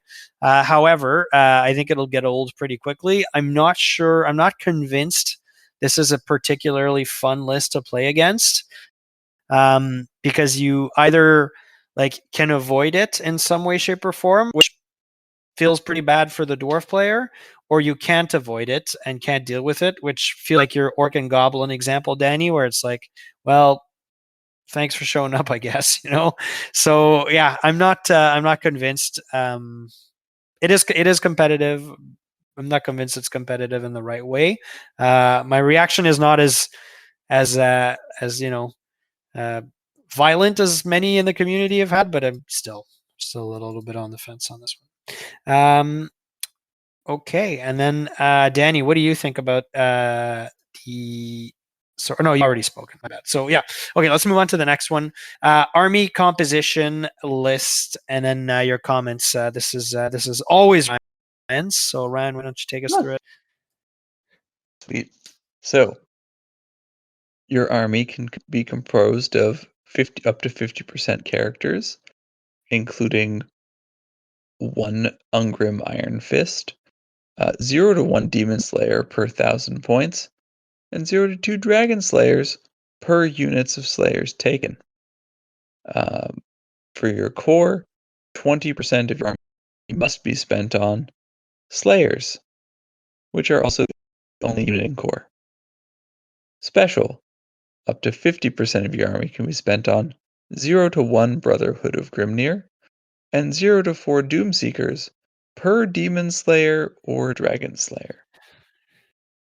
So just in a 2,000 point army, that's 6. That is technically you could take 24 Doom Seekers, but you would run out of points at 50 points a model before you could mechanically do that. Yeah.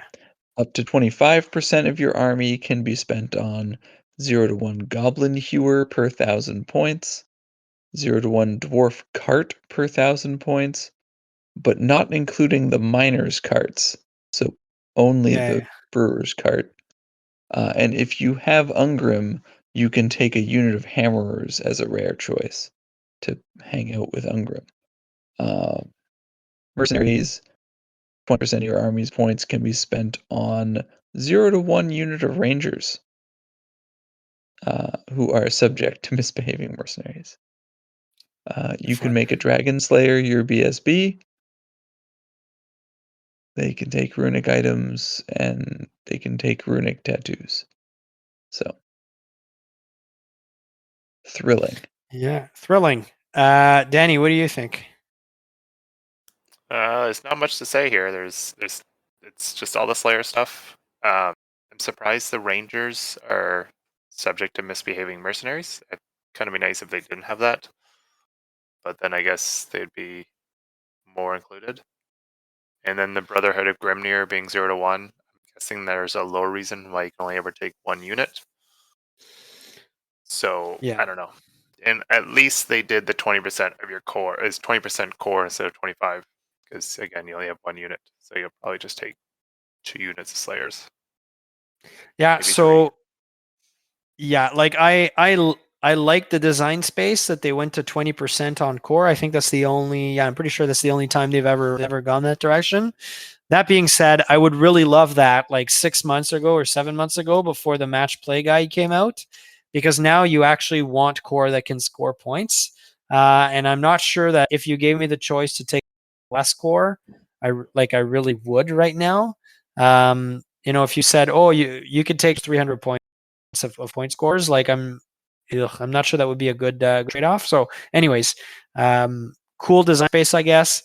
The other thing is Slayers are just basic Slayers are pretty bad. So you've got a really underperforming core slot here, which is not ideal for sure. Then when you move a special, the Brotherhood of Grimnir, like it's always the issue with these armies of infamy.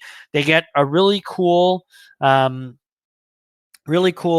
infantry option, like elite unit, but then because you can't take it in core, you end up never seeing it. Like your Danny, like your upgraded white lions. I forget what they're. Oh, But, the King Guard Lions or whatever. Yeah, they're in yeah, rare. nobody remembers because they're in rare, right? So like if GW if they just put these like cool bespoke units that the Army of Infamy is kind of built around as like a core thing, at least you would actually see them on the table and they'd be relevant. It wouldn't make this list overpowered in any way, shape, or form to have the Brotherhood of Grimnir like a 0-1, and then maybe you can have more units in special if you want.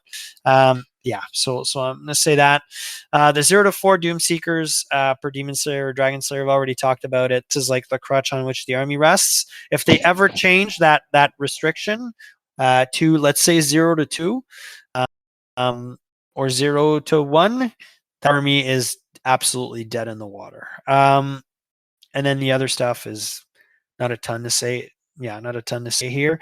The fact that you can take a unit of hammers is interesting, I guess. But they're in rare, so yeah.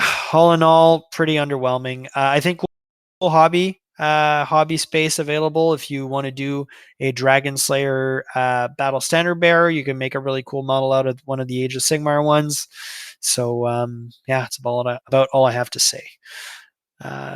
Moving on to the actual rules. Let's see if we if it gets any better here. Oh, sorry, Danny, I didn't let you talk about the army. Oh no, I did, right? Oh, yeah, I talked. Okay, good. So the Army of Infamy special rules. So let's kick off with the first one, which is going to be From the Wilds. So I'll take this one. So From the Wilds, 0-1 units of Slayers with a unit strength of 10 or less in a Slayer host Army of Infamy may have the Ambushers and Skirmishers special rule for 1 point per model, so 10 points.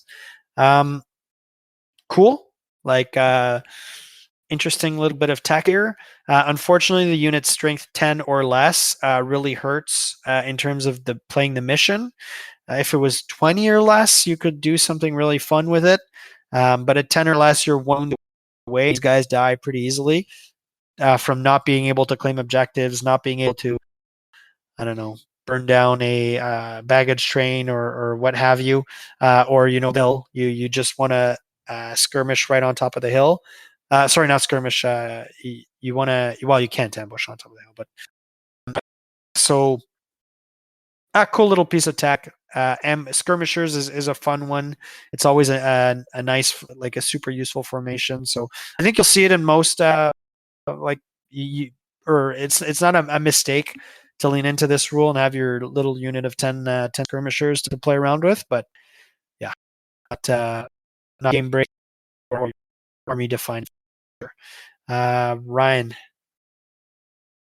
Yeah, and it's whatever. Again, thematically, it's a cool option. It's not, but yeah, it doesn't play the game well. Yeah. Other than baggage train, it's really like you could destroy a baggage train. That's all it does. Yeah, if you don't get shot or whatever. Yeah. Yeah. Okay, Danny. You guys pretty much said it all. Like unit strength 10 is kind of crappy. I wish it was just maybe a little bit higher. And it's pretty much just there to allow the army to actually get the opponent's baggage train, because otherwise I don't know if you would have a way. Sure. Like you might be able to have marching column something there with the dwarf cart, but that's still like not reliable. And you still need unit strength 5, so like this is the only way you could probably get rid of it. Yeah. Yeah. Okay. All right. Ryan, you want to take the next one? Nori, trolls. After deployment, but before deploying scouts or making a vanguard move, all units of Slayers and Brotherhood of Grimnir in this army can make a Look Snorri Trolls move. This move is D3 plus 1 inches. It can maneuver normally but cannot march. So you basically get a free crappy vanguard move with everything, because then also all the characters already get to make vanguard moves. Hmm. So sweet. Okay, cool. I mean, aggression, it's a thing. Sure. Yeah. Awesome. Danny. Again, it just helps, the movement 3 dwarfs get up the table.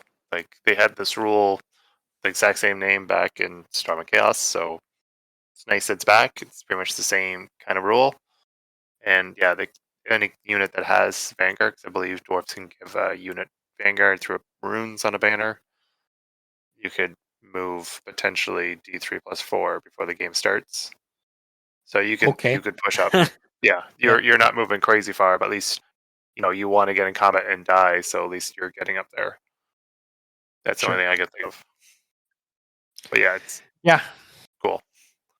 Yeah. I mean, like, I guess the real the real reason it's there that I can see is that it lets them keep up with the Slayer characters from the start. Good, I guess, and it lets you keep them within a range where they're not going to get shot out or whatever. So that's all fine, and I think it's decently useful. However, like the Vanguard move aspect of it for D3 plus 1, like you're moving 2 to 4 inches, is a real big whatever for me. Like there's a big difference on a unit of Peg Knights Vanguard and these guys at movement value. Maybe they roll a two to a 4. Yeah, 2 to 4 is whatever. Okay, so that's it for look Snorri Trolls. Danny, you want to take the next one? Troll Hunters. So 0-1 for 1,000 points in a Slayer host army of infamy, not including Ungrim Iron Fist, may have this special roll for 10 points per model. Yeah, it's pretty good. You can take a character with, believe it's like the Dishonored ability, so they don't award victory points when they're slain. Yeah. So you, yeah, just slap them up there, get them in combat faster. And I believe, does the Snorri Troll move allow you to do that after you've scouted? Oh, no, it's before scouts. The character is not a unit of slayers, so Yes, that's true. That also, he does not get that. I was hoping maybe he'd be able to move up a little farther, Yeah. but no. But still, getting your character who wants to get in combat and kill stuff for 10 points. I think it's good versatility for 10 points. I can see it pretty much on most lists. Yep. Yeah, I think this comes up in basically every list. With your cheap, your cheap, what are they called? Demon Slayer. Which ones is it again? Dragon Slayers. Doom Seekers. With your, oh no, because they're not in. Yeah, your cheap. Yeah, you're right. Your cheap Dragon Slayers or whatever. Just to you start the game off and you toss them sort of in place like behind your enemy's line or in places that they haven't zoned out properly or whatever. Can be really annoying to deal with and really just get your enemy caught up in their deployment zone or whatever. Yeah, I think it's totally worth it for 10 points. You have some really cheap characters that can dish out some damage when they get in close combat. So good.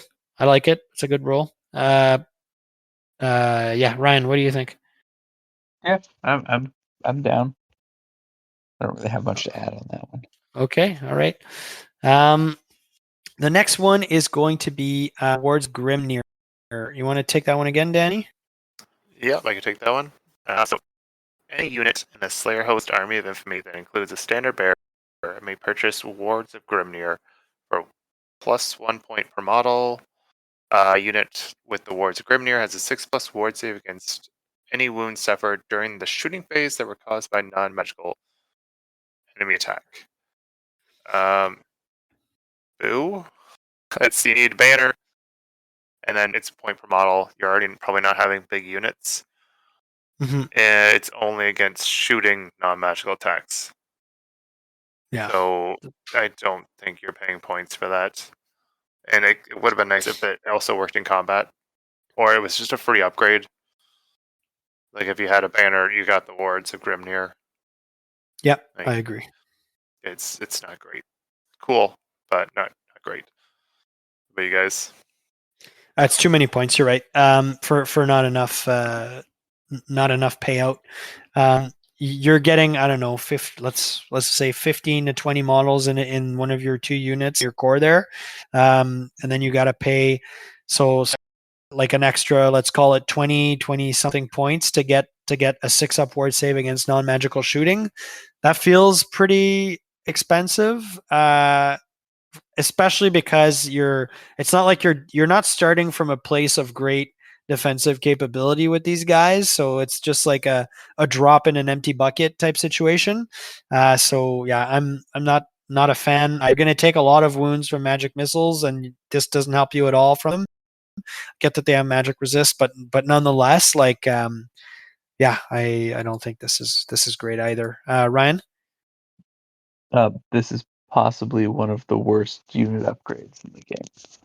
Like, Okay. well, no, like you're paying a point per model on models that are already expensive Mhm. to get a super conditional 6-up ward save. Yeah. That only applies in the shooting phase. Exactly. Agreed. So yeah, it's just not. Yeah. Yeah, no, it's not very good. Not very good. The way this is phrased, your BSB could take this for one. Just though. Anyway, Sure. no. This is just my brain melting about the No, whole because characters you are wouldn't know. units, Yeah, but they're yeah, also characters. yeah, and you wouldn't know during army building when you buy the upgrade that he's going to be in the unit, right? It's only a deployment thing, so But no, but this is what I'm saying though is yeah. your BSB is a unit in the army and Oh, is a sure, yeah, yeah, standard bearer.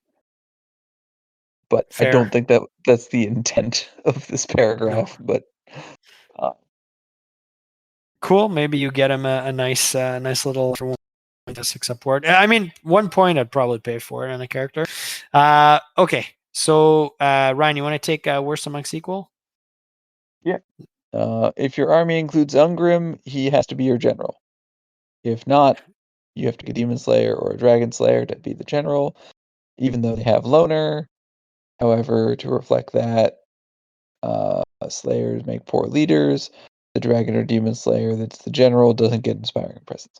So like that all makes perfect sense, both mechanically and thematically, basically. Either Sure. Ungrim's in charge or everyone else is just like, no, I want to die. I don't want to be in charge. And Yeah. just Caiaphas Cain's himself into being the leader of Yeah. your army. Exactly. Exactly. Ah, Caiaphas Cain. Love that guy. All right. So yeah, I think it's not nothing special about this role. Like I love the theme of it, but also feels like a downside. You're not even getting inspiring presence. I don't feel like this army needed any more downsides, but whatever. I mean, you are unbreakable and immune to psychology, so Sure, but have you seen the army list? Like, yikes. Um, okay, Danny, any thoughts on this? To me, it's almost a nothing rule. All Slayers already have leadership 10, so Yeah. is Inspiring Oh yeah, Presence sure, doing sure. anything? Like Yeah, it you're wasn't right. doing anything to begin with. They're all leadership 10, Yeah, you guys are both so right. Yeah. yeah, like it does nothing. If it was like a different rule where like they don't really have a general and you don't actually get points for killing the general, I'd say cool, that's great. But no, it doesn't. It's not even that. no, Yeah, you guys it's are Like good. you still have a character you have to not nominate to that. be your general, and he's still worth those extra 100 points. Yeah, they even go out of the way to say if you take the Rune of the Dishonored, your general still gives up the 100 points for dying. Yeah, so you can't even avoid it. Yeah. Yeah, I think that would have been a good thematic choice also that the general doesn't give up an extra 100 points, but whatever. Okay, cool. Let's talk about the loan unit on offer here. Danny, you want to run us through what the Brotherhood of Grimnir is like? All right, so the Brotherhood of Grimnir, 18 points a model, movement 3, weapon skill 5, ballistic skill 3, strength and toughness 4, 1 wound, initiative 3, 2 attacks, and leadership 10. And then the Shrine Keeper for an extra 21 points, so he's 39 points of model. One guy, he's weapon skill 6, strength and toughness 4, 2 wounds, and still only 2 attacks. So he's really just getting the extra weapon skill and an extra wound. And then Yeah. there's a bonus below. It's 5 to 30 models. They do have a cap in case you, for some reason, wanted to run a massive block of these guys. Man, that would be so expensive. Yeah. Yeah, 18 points a model, I think it was. Yeah. Hmm. So you can give them an additional hand weapon for 1 point or great weapons for 2 points. You can get the Shrine Keeper, which was 21 points, Standard Bearer Musician for 6 points for the other 2 upgrades, and purchase runes for the banner up to 100 points. So quite customizable. And then the Shrine Yep. Keeper may purchase a single runic tattoo, which varies. And then weapon runes up to 50 points, and the talismanic runes up to 50 points. So a lot of options for the Shrine Keeper, the champion. So they have Blessings of Grimnir, which is a rule, which is a model with a special rule may nominate a or be nominated to attempt to do a wizardly spell. However, unlike regular wizards, a Shrine Keeper does not have any levels for determining the dispel range or modifiers for the spell rolls. Instead, the Shrine Keeper has a dispel range of 21 and adds +1 to the dispel rolls. So you're pretty much, this is like the only way to get a dispel besides your fated dispel in the army. Yeah. But other rules they have is Close Order, Death Blow, Gromoral Weapons, Hatred, Orcs and Goblins, Immune Psychology, Loner, Magic Resistance -2, Motley Crew, Resolute, Slayer, and Unbreakable. So Slayer rule, as they listed underneath, pretty much wound everything on a 4+, Yep. regardless of the toughness, which is really nice. But then, so you can either go, when you're choosing their weapons, you can go with the extra hand weapon to get the 3rd attack on each guy, but then you have no AP. Actually, no, I guess you have Grommer weapons, so you could, I believe that it works on their weapons. additional hand weapons and great weapons. I don't know if anyone has that up. The Grommel weapons work. Grommel, Yeah, it only I works don't think in it's just single hand hand. weapons. Yeah. Okay, that's pretty much a nothing. Because I don't think you're just using a regular hand weapon. You're probably always going There's for using no circumstance where you're doing that. Yeah, so it's cool that they have it. I believe they also have over regular Slayers. They are a cool unit special slot for an extra weapon skill strength. So they're pretty much I think they're like the same stats as a Troll Slayer or like the upgrade Giant Slayer for slightly cheaper, and they have magic resistance 2, which I think is not. I think they're just MR1 normally, right? Dwarves. Yeah, just looking at the dwarf book. So they're one extra MR. They're a cool unit, but I feel like they're going to get very expensive very fast. Like a unit of 10 of them is 180 points before the Shrine Keeper, and then Shrine Keeper can spend easily. Well, maybe not. You wouldn't take it, but you can spend over 100 points just on upgrades on this guy. It's kind of like a mini character in the unit. It's just a champion. Yeah. So I don't know if you need the this unit. It's cool. You can do some cool painting stuff with it. Add some. Yeah, I guess. Well, I guess. Yeah. Yeah. Yeah. Yeah. So Slayers always have magic resist too, Danny. Oh, okay. Slayers normally do. Okay, so I'm Yeah, just thinking of other Slayers. dwarves. Other dwarves just have MR1. Yeah. Okay, so that's cool. You already everything's so expensive this army already. Do you want to buy when Slayers are already expensive in core? Do you want to spend even more points on harder or more expensive Slayers in special No. who can't hold objectives because they aren't And core? who are not Doom Seekers. No, and they give up points unlike Doom Yeah. Seekers. So And they're yeah. giving up a lot of points, and they're easy to kill. Yeah. Yes. Yeah. I don't see anyone really taking these. They might do it because they're cool and at least it's a varied unit. But yeah, competitively, I don't see people taking these. No. What do you guys think about these guys? I agree with you. I think they're too expensive. They're in the wrong slot. They need to be in core. I think you could do something really fun with 100 points of standard runes on these guys. Yeah. Like there's a bunch of fun master runes that you could make some really janky combos, or just pick the janky ones and put them on them. However, because they're not in core, probably just not going to be doing that. So that's unfortunate. Dispel is good, but your whole army's magic resist too. This would have been a better rule like 6 months ago, before, when there was +4 to cast bonuses out there. Now on a 2+, you're already magic resist 2. I think you can live without a dispel, but it's fun that they have the rule. No issues, no real issues there. I think the stats on these guys are wicked. I think they'll do work when they hit something, but they've got the dwarf problem of, hey, here's my 600 point brick of massive offensive output, and then your opponent will just not fight you, or in the case of these guys, actually just shoot you and pick up a ton of points. So. Yep, I love that they exist. Still kind of bitter that there's no long drawings Slayer Pirates, but yeah, I don't think you'll see these guys at all. Ryan. Yeah, they don't do anything for me. They kind of suffer from the same problem I have with Grail Knights, where they're more expensive without actually becoming better at doing anything. Because like they're still strength 4, they're still wounding everything on a 4. Yeah.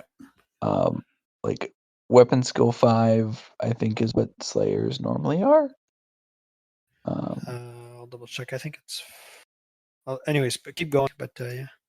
They don't come with 4. wards of Grimnir, which is funny. They're weapon skill 4 normal Slayers.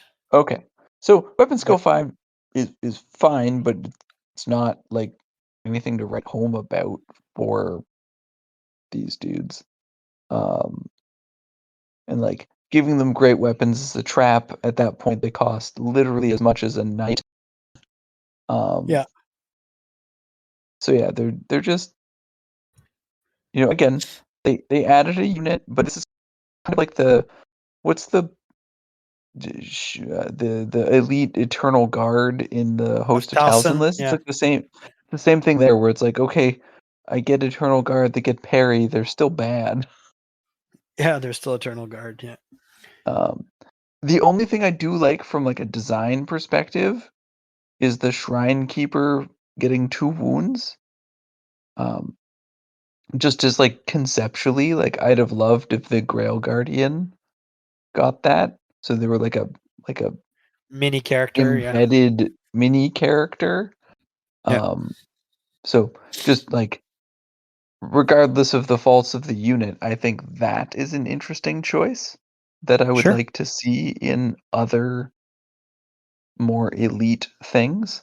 But yeah, that's it. Okay. Yeah, I agree with you. That is a cool little choice. Like your chosen Chaos Warriors or whatever champion should totally have 2 wounds, or your Grail Knights or whatever. Um, Actually, probably Grail Knights should just period have 2 wounds. But anyways, okay. So let's wrap this one up.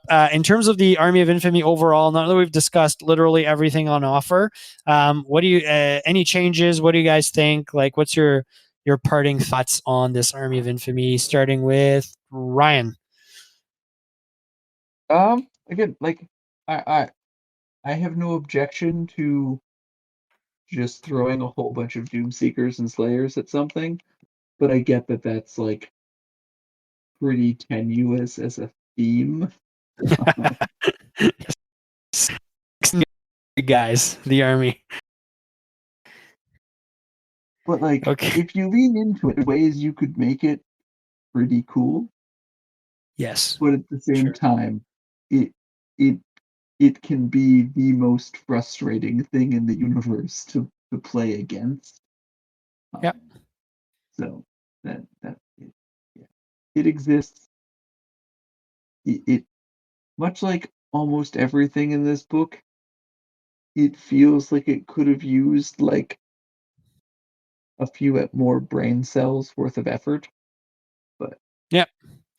Yeah. Like, again, I hate going back to, like, give these guys a Slayer Pirates, give these guys, a few another unit, right? Like, something like something else. Like, you're maybe in a much better place in terms of just building an actual functional army, right? Um, yeah, just not enough. Like, give them cannons crewed by slayers. I don't care. Like, just figure something out. Okay. Anyways, so yeah, from my end, this is a massive disappointment. I know so many people are pumped about having a Slayer army. I guess a lot of those people will still bring this out just because it's like a way of doing it now. I know that you could sort of do it before, but like doing it for real now. But nonetheless, like, I think they had a really strong theme to work with, and they sort of fumbled on the execution. And the only thing propping this up, once like the dust settled, the proverbial cookie had crumbled, is just a bunch of Doom Seekers, which is disappointing. So yeah, I'm not too impressed. Danny. Um, as you mentioned, like it'd be cool if they had just like a couple more units. Like they had the Malachi miniature Mm-hmm. from the old. I guess it's not old. They've reprinted it from the Goblin Hewer. They could have Yeah. repurposed that into an engineer character Yep. or something.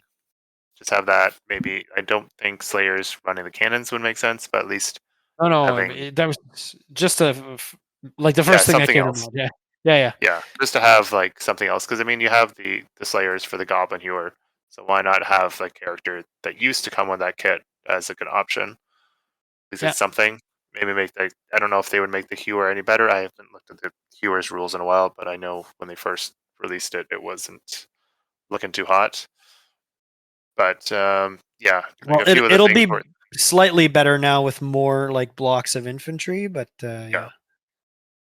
Yeah, just like the Brotherhood of Grimnir, you can only take one unit, so why not have it in core? Yeah, have a little bit more Goblin Hewers and special. I don't know, move some stuff around, make it a little bit more appealing. Some of these upgrades that they can take should be pretty much just free. Yeah. at this point. Yeah, yeah. Overall, I think it's going to be a popular army. People love Slayers. People are going to bring it no matter if it was good or bad. So it being okay with the amount of Doomseekers, I think you'll see it at every event. There's someone going to be running it. So Yeah. it's just There going to be will one of those be. common tropes. Yeah, there'll be much rejoicing when people run into it. Okay, perfect. So just wrapping this one up. Okay, so thank you. Thank you for sticking with us throughout this episode. Before we go, Ryan, is there anything you want to shout out? For anyone that happens to be proximal to the Ottawa area, there's an Old World tournament at Red Dragon on the 9th of November. You Yep. can find that event on BCP. Perfect. Yeah, I'm signed up for that one. Danny, you signed up for that one? I will not be able to attend that one. I will Okay, be busy that so weekend, but otherwise I would have been there. okay, that's fine. That's fine. We'll so me and Ryan will be there for sure. So good, yeah. For shout out to that event for sure. Aside from that, shout out to just the design studio, I guess, for dropping the Raising of Westerland on us, and hopefully some Chaos Mammoths and a full Norska army, please. Yeah, it's about all I got. Danny, anything you want to shout out? I've got nothing right now, but if you're in the Ottawa area, come get a game in at Red Dragon or somewhere else in the city. I'm trying to get more games in, so I want to play more games. That's about All it. right, perfect. All right, have a good one, listeners. See you next time.